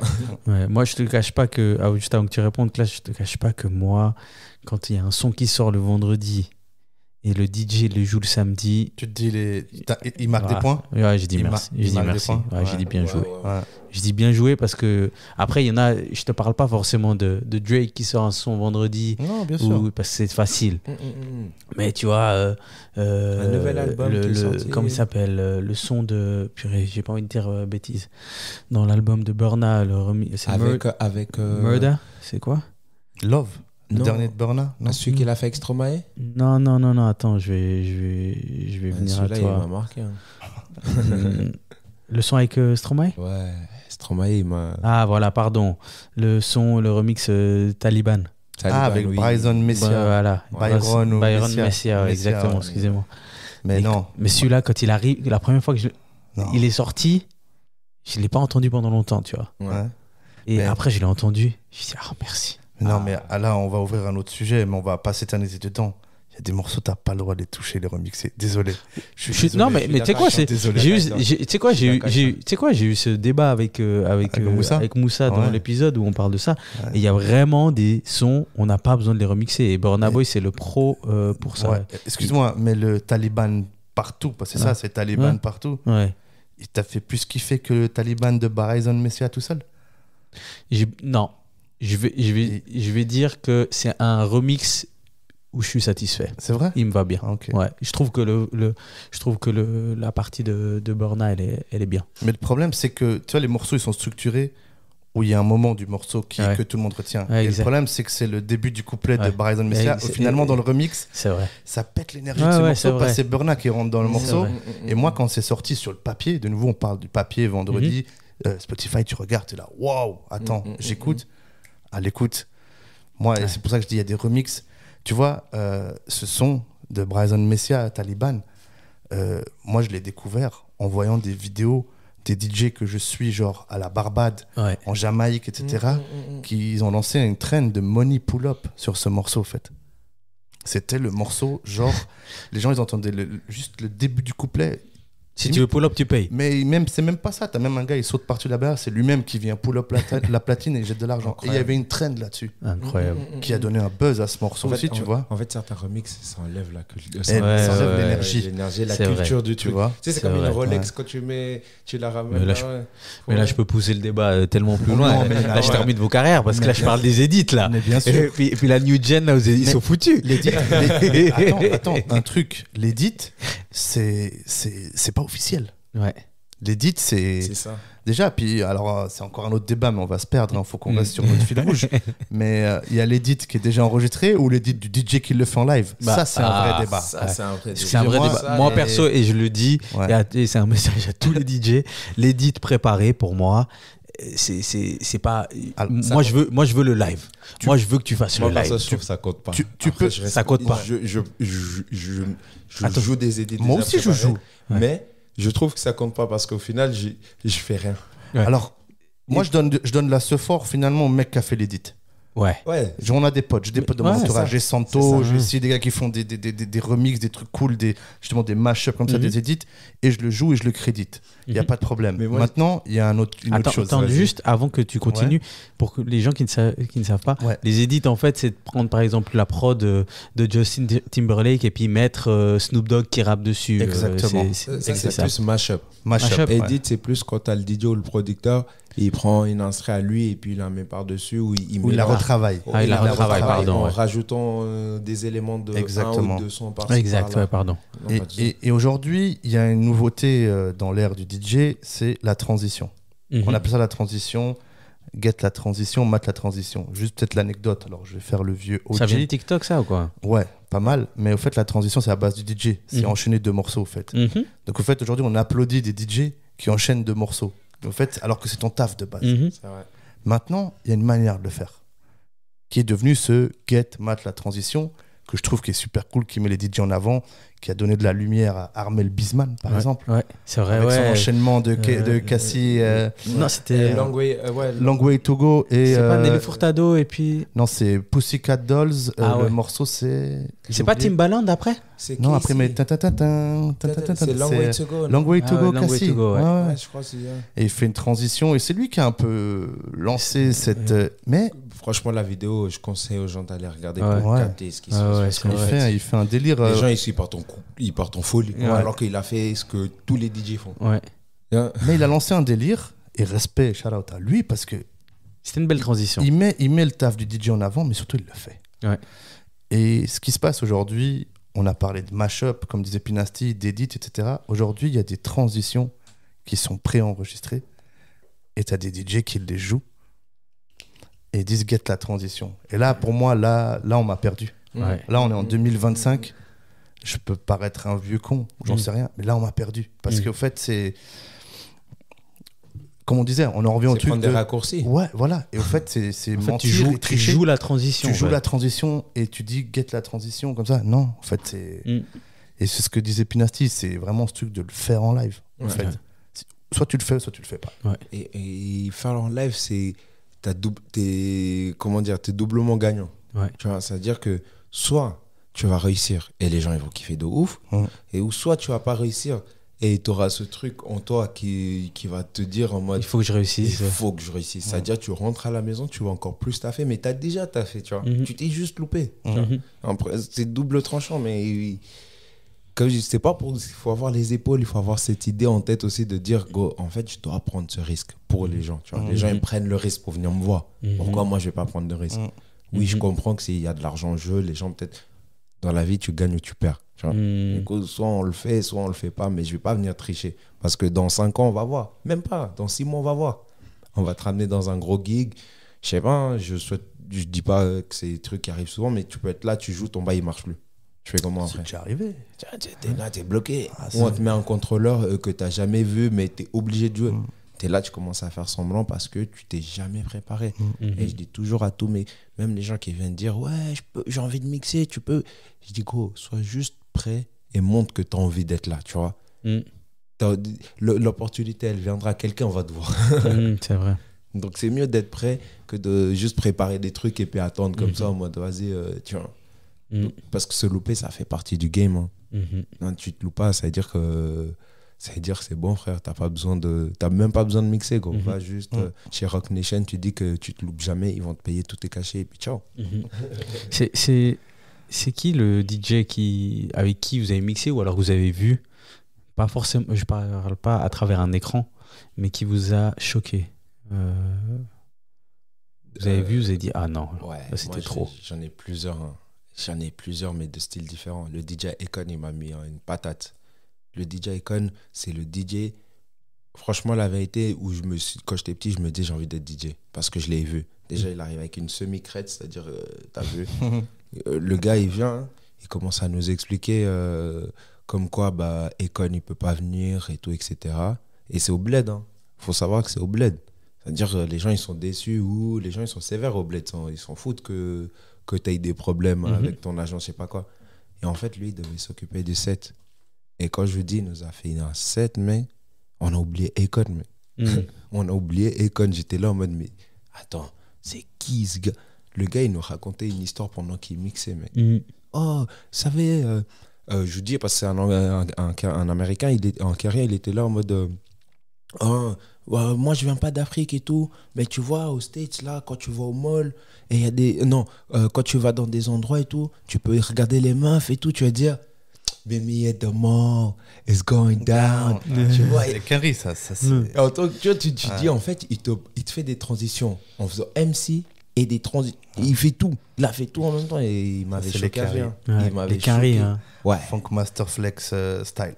Ouais. Clairement, 10 fois plus fort au mic qu'au platine, mais ça met tout le monde corda. Même DJ Premier, je l'ai vu récemment pour la première fois de ma vie. Et il a joué sur mes S9, c'est jamais. Il les a touchés, c'est pour ça que je suis chaud maintenant. Il a mis la bénédiction sur la table. Tout dit. Non, en vrai, tu vois, moi je l'ai vu. Moi j'ai dit non. Mais en fait, waouh. C'est une expérience de le voir lui. C'est ça, tu vois. Il fait ses prods enfin pas ses prods, mais il te montre comment il est allé de là à là. C'est ça, et même des fois il te fait des transitions, mais en MC. Moi ça me choque quand un DJ il fait MC, mais il mixe en même temps, il arrive à faire une transition, mais il parlait, tu sais. Là il te parle, d'un coup t'as le son, tu te dis oh le bâtard, comment il a fait? J'ai capté, il est trop vite, tu vois. Alors que c'est trucs tout simples, tu vois. Et le troisième DJ vraiment choqué, vraiment, c'est, je t'ai dit avant, Rodigan. Ah ouais, là il parle des goats du dancehall. Moi je conseille à tout le monde d'aller le voir. Je conseille à tout le monde, toutes les générations, allez voir ce gars, vous allez capter. Explique pour l'anecdote, c'est un mec de 60 ans, 65, 70. 65, là il a 70 ans en plus. Un anglais, blanc. Qui joue du dancehall reggae, qui a tous les dubplates possibles et inimaginables au monde. Incroyable. Et explique ce que c'est juste. Les dubplates, c'est donc dans le dancehall reggae. Donc le DJ paye l'artiste pour qu'il lui fasse le morceau, donc le plus gros hit de cet artiste, mais où il dit ton nom dans le morceau. Et ça, c'est voilà, c'est le truc bagarre, propre. Quoi. Voilà, c'est le truc propre dans le dancehall, dans les sound systems. C'est ça. Et Rodigan, c'est le plus ancien, en tout cas côté anglais, mais c'est un gars, il est respecté dans le monde entier, et surtout en Jamaïque. Hein. C'est un white. Mais il a une énergie. Alors, je sais pas aujourd'hui, vu son âge, mais moi, je l'ai déjà vu 2-3 fois. J'ai jamais vu un mec courir de droite à gauche sur une scène et sauter et jouer ses sons. Moi, j'ai jamais vu des pull-ups aussi violents. Ouais. Des pull-ups. Sur des pull-ups, tout le club crie. Waouh! Je suis là en mode, non, mec. Incroyable. Comment ça? Et il va jouer le son, il va même pas le laisser jusqu'au bout, il va re-pull-up. Et les gens, ils partaient en cacahuète. J'étais là en mode, mais gros, ce gars, il a 65 ans. Après, il prend le micro, il connaît les paroles, il sort en patois. En fait, c'est la sincérité du truc qui te choque, tu vois. Le gars, il était là, il connaissait. Et d'un coup, tu es là, il met un son, il parle pas. Hein.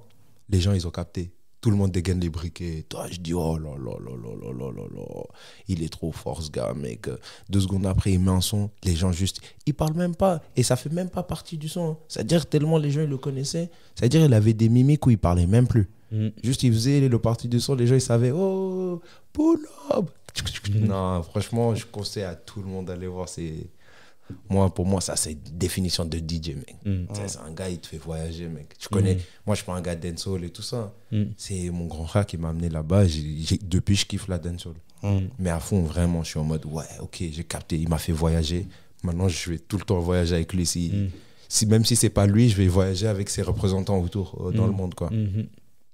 Ah, ça, c'est... Moi, un DJ qui m'a choqué, il y en a pas mal, hein, avec qui j'ai mixé. Et tu sais, bizarrement, c'est pas forcément peut-être dans le hip-hop, mais un jour, on avait un autre collectif qui s'appelait Los Crachos, où on faisait un truc plus hybride. Hip-hop, électro, trap, EDM, etc. On avait été booké avec Diplo. Ok.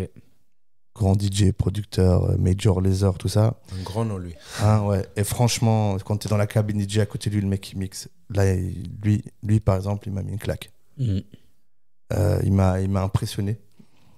Un autre DJ qui m'avait impressionné, mais sur ce qu'il faisait avant, pas sur ce qu'il est devenu aujourd'hui, que genre le mec le plus connu, c'est DJ Snake, où j'ai mixé 2-3 fois. À Paris avec lui.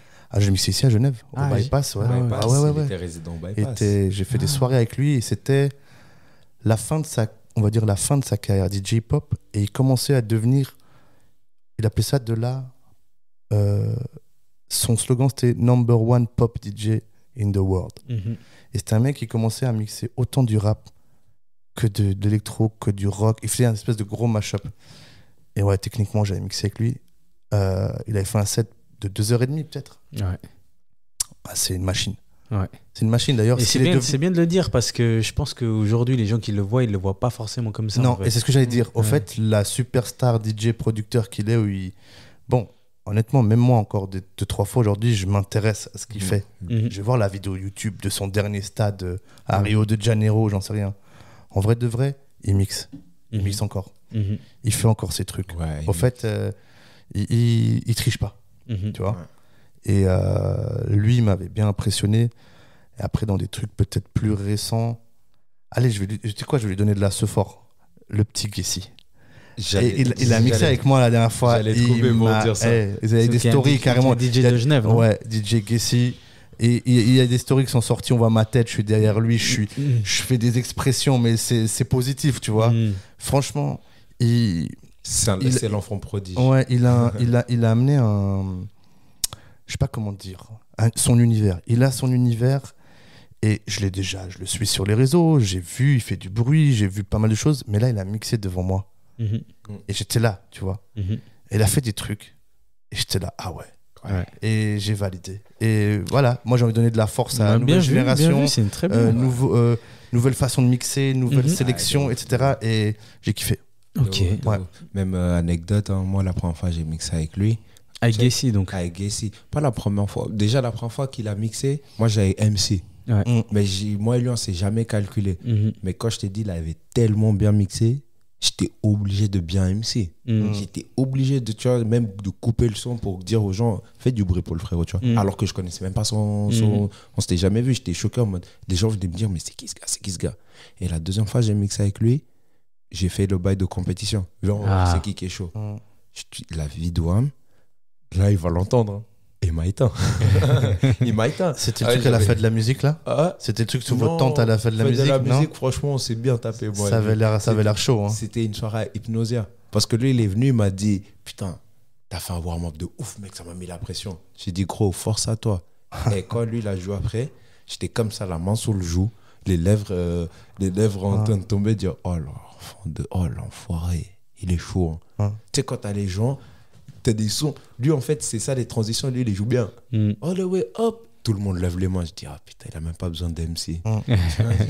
C'est le crack, c'est un petit crack. Ouais, c'est un bon. À Genève, shout-out à tous les DJ de Genève, hein, ils sont tous chauds. Les Suisses romandes, même. Les Suisses romandes, 100%. Ouais, de ouf. Là, c'est Sugar, Spice, il y a un truc, Young Trap et tout ça. Il y a un truc, au fait, en Suisse, moi, je l'ai vu pas mal. J'ai quand même bougé dans d'autres pays, en Europe, pour mixer et tout.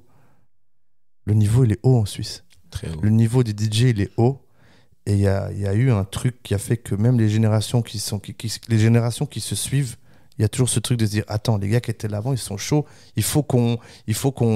Et je vais pas faire le chauvin, et spécialement à Genève. Ouais. À Genève, il y a un vivier de DJ. Il y a eu beaucoup. Et puis après, je pense que tu vois, chaque ville avait un peu son représentant. J'ai pas envie d'oublier des gens, donc je vais pas. Mais tu vois, Neuchâtel, je sais que Luciano, c'est Luciano. À Bienne, il y avait Kerr, etc. Après, il y a d'autres noms, hein, mais c'est vrai qu'à Genève, il y avait facilement. Après, il y a aussi plus de monde.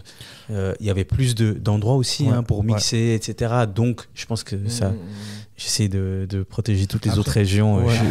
Après Genève, j'ai l'impression que ça a toujours été une zone où tout le monde, on n'a jamais mis quelqu'un en avant. On a toujours mis tout le monde dans le même piédestal. Non, il est chaud, mais il y a aussi lui, tu vois. Ah non, lui, il est chaud, mais il y a lui, tu vois. Alors qu'à Lausanne, j'ai l'impression que par un moment, il y avait des DJ qu'ils étaient beaucoup plus hauts que les autres, tu ne peux pas parler avec eux. Après j'ai envie de te dire, c'est des impulsions, selon moi, qui sont données par les initiateurs, ceux qui ont démarré. Et s'ils ont implanté la bonne énergie, je pense que c'est ça qui continue. Mais ça me mène sur une question. Souvent, on entend que dans le rap suisse, il y a eu une cassure. J'ai pas envie de dire quelque chose de négatif, mais il y a eu la génération d'avant, il y a la génération de maintenant. Entre les deux, ça s'est pas vraiment connecté, pas parce que ça s'est embrouillé, etc. Il y a juste peut-être une différence de génération qui a fait que. Est-ce que dans le DJing, on a quelque chose comme ça? Est-ce qu'on a eu une génération là on a mentionné, tu vois, les Luciano, les Vince, etc. Et maintenant il y a la génération de maintenant, mais est-ce que ça s'est connecté? Est-ce que ça s'est... Et c'est pour savoir simplement, tu vois, si ça peut-être ça se connecte que maintenant, hein, aussi, tu vois. Nous c'est une volonté. Je vais pas te mentir, c'est une volonté de notre part en tant qu'ancien de se connecter avec l'autre génération, parce qu'on est dans le partage. On n'est pas dans le truc de on garde notre truc, on garde notre machin, etc. Maintenant, on fait un taf, on veut de la quali, tu vois, on veut de la qualité, donc oui, on veut se connecter avec les nouvelles générations, mais ceux qu'on t'a fait, c'est où ça suit, tu vois ce que je veux dire. Donc il n'y a pas de gap entre les générations, mais il faut chercher. Il faut chercher pour trouver la quali, tu vois. Mais des fois, attends, excuse-moi. Mais des fois, en fait, quand je dis qu'il y a un gap entre les générations, peut-être que les OG sont ouverts, mais il n'y a pas le chemin qui est fait par la nouvelle génération ou vice-versa. Hein. Ça peut venir des deux côtés. Hein. Moi, je pense juste qu'il y a eu un trou avec le Covid. Mais là, c'est en train de se remettre en ordre. Si tu regardes bien... On peut mentionner entre guillemets qui est OG, qui est nouvelle gen et qui est l'avenir, tu vois. Et je vais pas citer des noms, mais on voit ce qui se passe, qui est en train d'inviter qui dans les événements, qui est en train de faire des bons événements et tout, etc. Tu vois. Donc je pense que c'est en train d'être transmis, tu vois. C'est en cours. C'est en cours. Même il y a des anciens au début, c'était plus en mode les anciens qui étaient jeunes. C'est-à-dire ils n'ont peut-être pas eu cette opportunité entre le Covid et tout de pouvoir aussi titiller avec des jeunes et tout, tu vois, parce qu'on a perdu beaucoup dans le monde de la nuit avec cette histoire avec de le Covid. Et je tiens quand même à relever, je suis très content de voir des femmes DJ qui brillent comme ça. J'ai pas envie de mentionner parce que j'en connais trop. Ouais, mais moi je connais Irma, Spice and Curls. Awuni, Lausanne. Awuni, voilà, exact. Ouais. Mais après, et puis à l'époque, il y avait Noklan, si je me trompe pas. Oui, Noklan, Lausanne aussi. Ouais, Lausanne. Après, dans la New Gen, peut-être Pinasty, tu sais mieux que moi, mais là, je commence à voir. Ouais, moi, je commence à voir des blazes. Ouais, Blue Mouche. Il y a Blue Mouche. Blue Mouche, voilà. Blue Mouche, elle vient de Genève, mais elle a déménagé à Paris. Ok. Elle, je la vois souvent. Il y a qui encore? Il y a Wameda. Elle est young, elle est déter. Mais en tout cas, c'est beau à voir, quoi. D'ailleurs, je fais si elles finissent par écouter cet épisode Spice and Curls et Irma, je fais volontiers le même format, mais avec deux femmes. Exact. Mais il faut même on va les forcer à écouter. Passer le message. Bien sûr, on va leur écrire. On va leur écrire le podcast. mais là, on parlait de génération. Maintenant, on parle d'événements. J'ai envie de parler rapidement d'événements. Toi, Clash, ça fait longtemps que tu vois, t'es dans ce monde. Là, tu continues à organiser tes soirées. Pinasty, j'ai envie de dire que vous êtes comme un collectif à organiser des soirées. Parce que je pense que vous faites ça en groupe à Genève. Comment il se passe le game des soirées en ce moment? Est-ce que vous trouvez qu'il se porte bien? Je vois énormément de soirées hip-hop, on va dire hip-hop, mais tous les autres styles, afro, etc. aussi. À Genève, je trouve que Genève a repris un peu du peps depuis quelques années. Après le Covid, je trouve que Genève est revenue en force. À une époque où, tu vois, moi j'ai connu les Lausanne. À un moment, tu étais obligé de sortir à Lausanne. Parce que Lausanne était mais je te jure. Il y a une période de Lausanne, tu pouvais même. Comme à l'époque, les FC Ball, frère, ou l'Olympique Lyonnais, tu vois.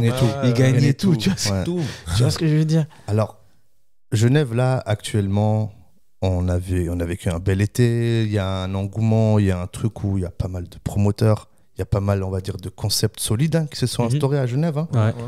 Sans citer forcément, mais il y a une bonne, on va dire, 5, 6, 7 promos qui font des choses différentes. Qui font des choses différentes et qui ont ils ont implanté leur truc à Genève. Et tu sais que quand ils font leurs événements, c'est un rendez-vous. Donc déjà, il y a cette proposition qui a évolué à Genève. Maintenant, j'ai envie de dire, le truc qui est triste finalement, oui et non, parce que ça va profiter finalement à tous ces organisateurs, c'est qu'à Genève, t'as pas des clubs qui sont en place et qui finalement ont leur programmation, ont le truc qu'ils proposent. Et vas-y, comme voilà, on parlait de Lausanne. Lausanne, t'as 2 grands clubs, ils sont là, c'est là que ça se passe. Après, un côté géographique, Lausanne, tout est au même endroit. Genève, faut faire le tour de la ville pour changer d'un endroit à un autre. Mais moi, je trouve finalement cette proposition de la part de tous ces promoteurs et promotrices et organisateurs d'événements bien variée à Genève, tu vois. Où, bon, on va pas se mentir, ce week-end, je pense, j'ai jamais vu autant de soirées le même week-end. J'ai pas regardé. Je sais juste que je mixe ce week-end, mais... Tu mixes dans lequel, toi? Je mixe Al de Lille. Ce soir à Planète Rouge. Ah, ça c'est ce soir. C'est Planète Rouge, ce soir. Mais je sais que demain encore, je sais qu'il y a d'autres événements. Voilà, il y a énormément, dont deux artistes français le même soir à 50 mètres l'un de l'autre. Mais non. Donc ça c'est une première. Ça c'est très très ça fort. fait longtemps qu'il y a un truc comme ça. Pas eux, je les connais tous. Donc force pour vos événements et j'espère que ce sera une réussite. Mais voilà, nous en tout cas, que ça soit Pinasty, son collectif No Bad, Issa Vibe, Vince, Karim et moi. On peut citer même DJ Arby qui est quand même un grand promoteur organisateur. On peut citer aussi l'équipe de DJ Nesco qui font leur soirée. Les petits newcomers aussi, les Ginger Trendset. Exact. Voilà. Il y a un truc qu'on essaie de se concerter. Les dimanches c'est la R. Voilà. Les mecs de la R, etc. Enfin les gens, tous les gens, je sais pas qui fait partie du truc. Il y a beaucoup de collectifs comme ça qui sont là. Mais le truc, c'est de discuter aussi, de s'organiser, de se concerter. De voir, travailler ensemble. Moi, je vais faire ça là-bas. Toi, c'est comment dans ton agenda? Moi, c'est comme ça. Ok, vas-y, on se marche pas dessus, etc. Tu vois, ça, c'est un truc qui est un peu nouveau, mais qui se fait entre organisateurs pour... C'est important. Tout le monde gagne, en fait. Surtout, depuis un moment maintenant, la concurrence, elle est plus malsaine. Ouais. Elle est plus malsaine, c'est mon ressenti. Hein, parce que moi, je me rappelle à une période, sans citer de lieu, si tu mixais à un endroit, tu pouvais pas mixer à l'autre. Ah oui, ça c'est... Et moi, quand je suis rentré dans le game, j'ai dit, wesh, mais mec, donnez-moi tout l'argent, alors doublez mon salaire à chaque fois que je mixe avec vous, comme ça, tu vois, mon cachet, excuse-moi. Comme ça, au moins, j'ai pas besoin d'aller voir ailleurs. Mais moi, je suis pas là pour l'argent. Ouais. Moi, je suis là pour découvrir des concepts, je sais pas, vivre des moments assez inédits en mixant, tu vois. Et ça, au jour d'aujourd'hui, les gens, les promoteurs qui fonctionnaient comme ça, ils fonctionnent plus comme ça. Ouais. Non, c'est plus ouvert, c'est open. Tu as un événement en tête, tu peux le mettre en place. Tu as les réseaux sociaux, tu postes et puis tu peux créer franchement, tu peux faire le nécessaire pour faire un bon rattouprement de personnes. Ouais. En tout cas, moi, je trouve que là, en ce moment, ce qui me plaît énormément, c'est que si tu veux sortir et tu veux écouter des sons de l'époque, des années 2000, tu as tes soirées. Si tu veux de la new gen, chata, etc., tu as la soirée. Si tu veux sortir le dimanche, tu as ta soirée. Si tu veux sortir le jeudi, tu as ta soirée. Donc, c'est vrai qu'on sent qu'il y a un nouvel air, etc. Et honnêtement, moi, je me régale. Là, ouais. C'est l'ère self-made, finalement. C'est-à-dire, la ville, elle propose rien, les lieux, ils proposent rien. Venez, on fait nous-mêmes. En fait, c'est ça. Sans forcément utiliser ça comme stratégie de communication. Mais juste, au fait, moi, tu vois, typiquement, je suis DJ avant d'être promoteur. Mais je suis devenu promoteur parce que je m'y retrouve plus. Ouais. Je trouve plus des endroits où je kiffe. Surtout dans ma ville, hein, parce que je promote pour l'instant dans ma ville. Ouais. Et c'est ça qui fait qu'avec Vince et Karim, on s'est dit, vas-y, on va organiser nos propres soirées. Et, parce qu'on a envie de faire ce qu'on aime et dans des lieux qui nous parlent. Et malheureusement, c'est des lieux où c'est soit tu organises, mais c'est pas des lieux qui vont te booker au fait, en tant que DJ, tu vois. Et ça, c'est... Voilà. Ouais. J'en profite pour passer 2 messages à tous les auditrices et les auditeurs. La première, est dirigé à tous les habitants de Neuchâtel. À une époque, c'était le feu. Moi-même, avec mon collectif, on a organisé énormément d'événements. Et là, il faut absolument que quelqu'un reprenne les choses en main et réorganise, refait des soirées hip-hop. À un moment, c'était un lieu très important, donc que quelqu'un se bouge. Et un deuxième, c'est un shout-out Enfin, je vois énormément de promotions sur les réseaux et je trouve que les anciens font des meilleures promotions que toutes les nouvelles organisations. Quand je vois, si c'est que pour les citer, mais les promotions des Downtown Boogie, ils n'ont pas besoin de faire ça. Ils n'ont pas besoin de faire de vidéos, ils n'ont pas besoin de faire de trucs où ils nous montrent cette tour-là avec et ils le font parce qu'il faut continuer à faire vivre un concept. Exactement. Gardez ça en tête, les gars. Gardez ça en tête. Faites des vidéos promotionnelles, mais faites des trucs bien. Faites pas c'est pas pour tirer sur les gens. Faites pas des trucs que vous voyez sur TikTok et vous dites ça va donner bien, ok ? Parce que quand j'ai vu cette fausse discussion podcast pour promouvoir une soirée, quand je vais à une soirée, j'ai pas envie de penser à un podcast. Ok, et donc, ou quand vous deux, vous avez fait une belle vidéo, ce qui m'a vraiment dit, ok, c'est bon, il faut que je fasse cet épisode. Vous êtes là à discuter de la soirée qui est passée, et c'est la vidéo, une des vidéos promotionnelles. Ben là, tu vois, tu me nourris. Faites un vrai travail de communication parce que c'est une vision à long terme. Tu veux que ta soirée elle fonctionne à long terme, et si tu fais de la communication très pauvre et très contrôlé, ben, ton concept il restera très pauvre et très contrôlé.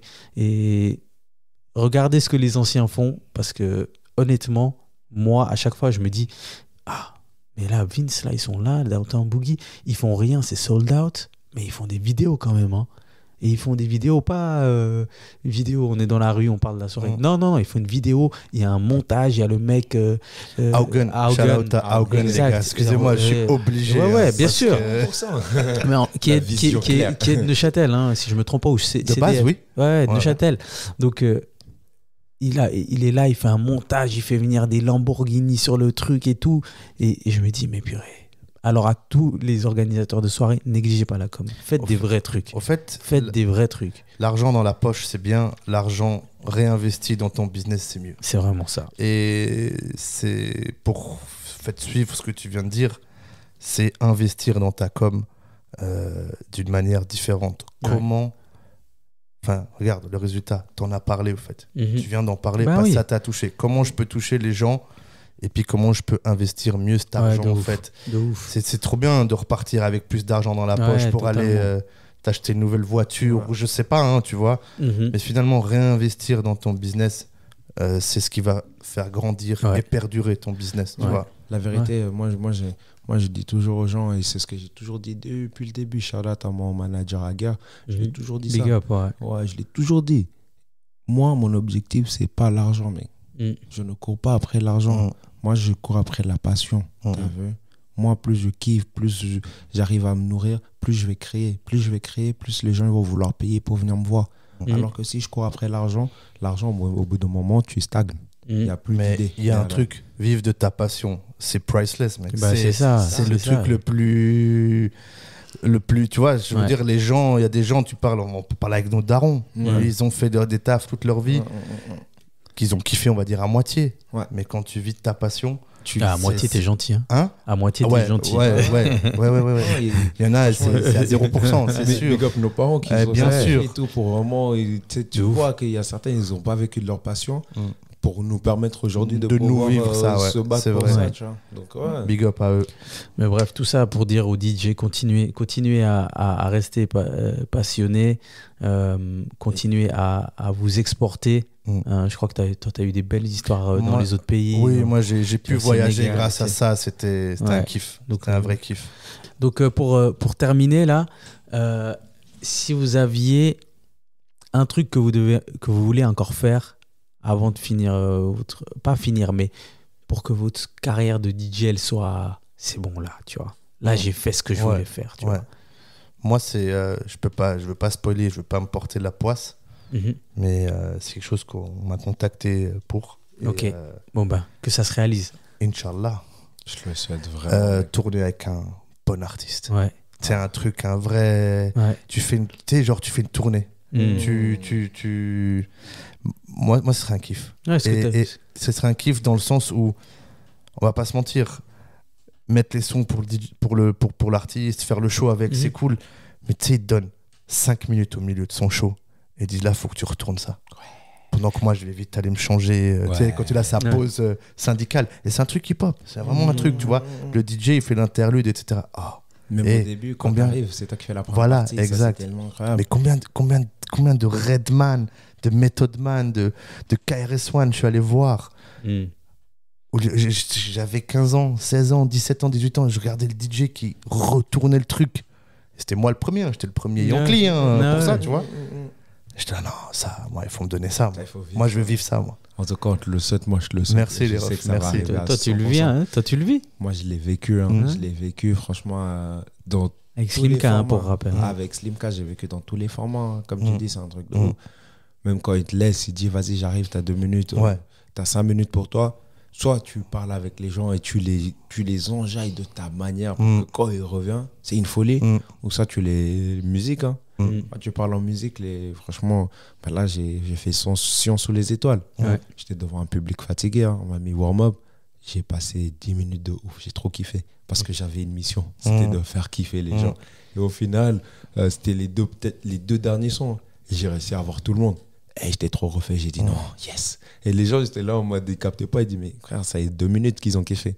Je dis, mais gros, il y a 1000 personnes, gros. Plus de 1000 personnes et je suis tout seul. C'est déjà un truc de ouf, mec. Même 1 minute, c'est un truc d'hardcore.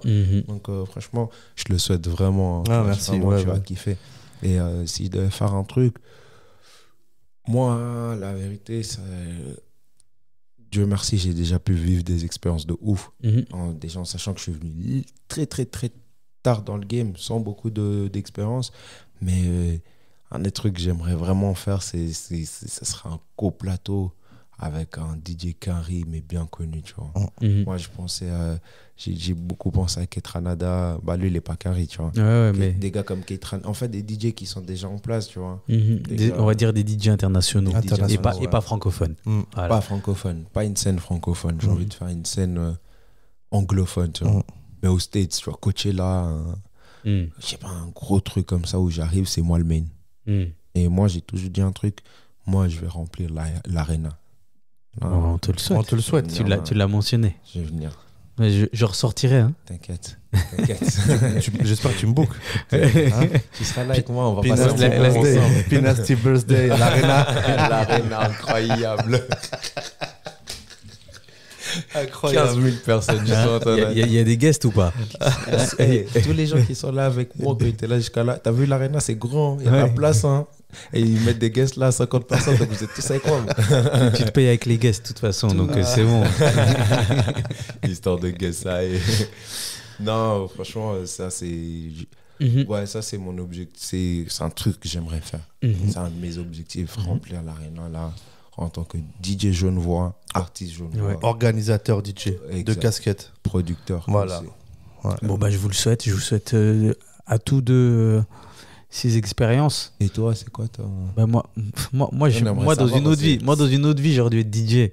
Mais je suis passé à côté. Ouais, j'avoue. Je suis passé à Teco. Il est jamais trop tard. Hein. Il est jamais trop tard. Mais j'ai pas le temps. Moi, je suis un young G, mais je suis vieux. Hein. Ouais, mais moi, je suis déjà OG, t'imagines? Moi, j'ai son collègue, il vient chez moi des fois. Là. D'ailleurs, il faut qu'il vienne plus souvent. Voilà, ça fait longtemps que je l'ai pas vu. Moussa, t'es où?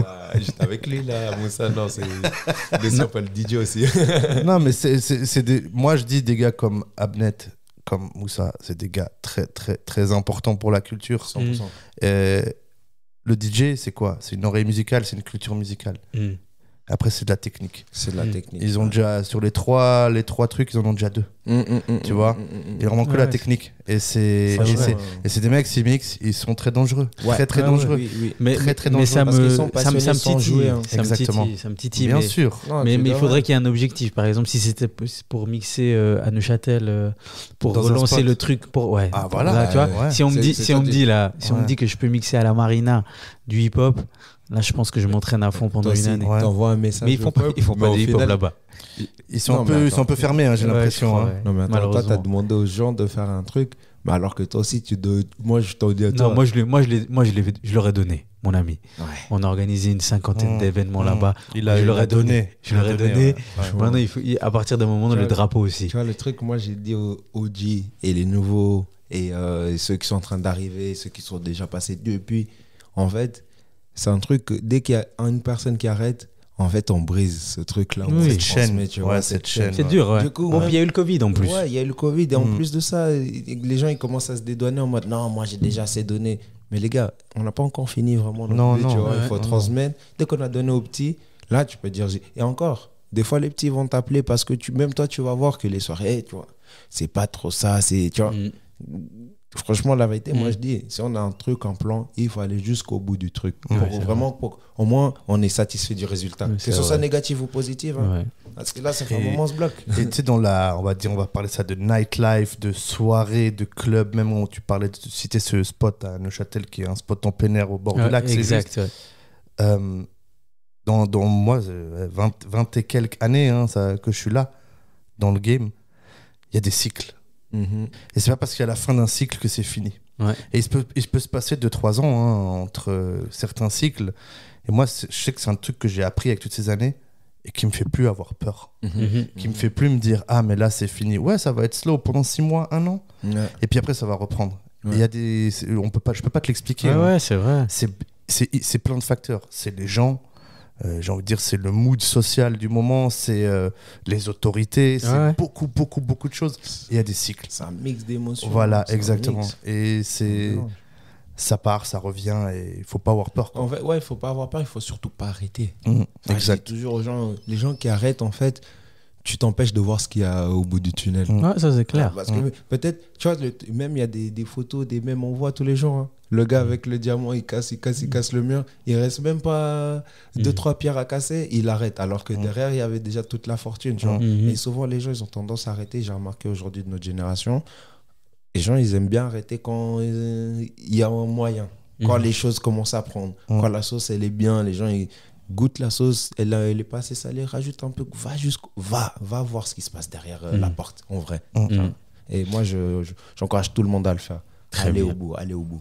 Ben merci pour ces wise words pour terminer cet épisode. P-Nasty, en plus tu dois les mixer là, je vais pas trop te retenir. Faut manger avant de mixer. Exact, ouais. P-Nasty, DJ Clash, je vous remercie infiniment. Merci à toi. J'espère que vous avez pu exprimer tout ce que vous vouliez. On verra, hein, peut-être que dans une année on refera une part 2 pour parler d'autres choses, etc. Mais en tout cas, je trouvais important d'apporter les DJ parce que, en vrai de vrai, c'est eux les vrais vecteurs de la musique de manière générale, que ce soit à travers les soirées, que ce soit à n'importe quel type d'événement, etc. Et je vois que le DJing se passe plutôt bien en Suisse. Je vois qu'il y a de plus en plus de femmes. Je vois qu'il y a des nouvelles générations, que ça prend des risques, etc. Donc, c'était important d'avoir une discussion intergénérationnelle. Tu peux avoir un petit mot de la fin? Bien sûr. Mettez du respect sur les DJ. Soyez indulgents avec les DJ aussi. Effectivement. Je continue ce que vient de dire Abi. Au fait, c'est eux qui transmettent la musique, c'est eux qui mettent cette ambiance dans le club, c'est eux qui font beaucoup de choses. Et comme disait P-Nasty avant, il y a des moments où tu essayes, ça marche, des fois ça marche pas. Il faut être indulgent et il faut leur donner de la force. Et il faut respecter ce taf. Et c'est un taf. C'était ça mon mot de la fin. Faites confiance à vos DJ, faites confiance. Et n'oubliez pas que c'est un taf. On mixe pas avec YouTube. On n'appuie pas sur des boutons. On n'est pas. Il y a du taf derrière. Il y a du taf à la maison. Il y a du gig. Il y a rechercher des sons. Et voilà. Ouais. Mettez du respect sur cet art. Très bien. Très, très bon mot de la fin. Alors, avant que je termine, j'ai un partenaire, évidemment. Imbougeable, c'est LVDD qui est mon partenaire cadeau pour tous mes invités. Et pour rappel, lvdd.ch pour tous les produits. Il y a la Spicy Mayo, j'en ai déjà bien parlé. N'hésitez pas à la commander parce que ça va changer le goût à vos frites et à tout ce qui va avec. Il y a aussi différents sels pimentés. Il y a du sel pimenté, différentes épices, des pâtes pimentées, etc. Mais pour mes DJ aujourd'hui, alors un instant. Les cadeaux. Pull up. Alors j'ai un sel pimenté pour toi, Clash. J'ai un mélange de poivre pour toi, P-Nasty. Donc voilà, beaucoup. Vous allez vous régaler. Je le répète, lvdd.ch ou tous les manors de Suisse pour les produits. Pour tous les auditeurs, j'ai un nouveau partenaire qui vient rejoindre la route et ça me semble très important de transmettre les bonnes informations. Alors un instant. Donc voilà, il y a pour le deuxième cadeau et là alors ça s'appelle Djebouna. L'Instagram c'est Djebouna_roaster ROASTER et en fait c'est un fournisseur de café éthiopien. Alors il y a plusieurs types de café. D'accord. Alors là pour vous j'ai du café éthiopien en grains. Ouais. Et c'est un cadeau pour vous. Merci évidemment. Beaucoup. Et Djebouna_roaster. N'hésitez pas à le contacter. Merci Djebouna.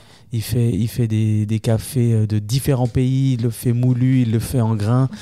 Contactez-le. Moi, il m'a fourni, je me suis mis très très bien toute la semaine, sachant que je travaille à la maison, c'est très important d'avoir du bon café. Ouais, du bon café. Hein. Voilà, t'as capté. L'essence. Donc voilà. Donc merci à Djebouna et évidemment LVDD. Les gars, merci infiniment. Merci. Je vous libère. Merci beaucoup. Avec grand plaisir. Moi, je vais terminer. Et n'hésitez pas à passer le message à Irma et Spice & Curls. C'est fait, c'est bon. Qu'elles entendent. Big shout out à Abnet, mec, qui vivre nos noms de DJ. Voilà. Il fait vivre les artistes, les locaux. Et shout out au podcast surtout, parce que ça, tous mes trajets. C'est mon meilleur ami. Magnifique, magnifique. Alors, à toutes les auditrices et les auditeurs qui sont encore là, je vous remercie infiniment. Comme d'habitude, les 5 étoiles sur Spotify, les commentaires sur Apple Podcast. Vous pouvez aussi laisser les 5 étoiles sur Spotify. La section sondage dans Spotify aussi, c'est toujours bien apprécié. Si vous voulez me faire un retour sur Instagram, C'est comme d'habitude, dedicated_podcast. Et voilà, on va rester là-dessus. On se voit au prochain épisode. Donc, bye bye. Dedicated Podcast. Merci d'avoir écouté. Bye bye.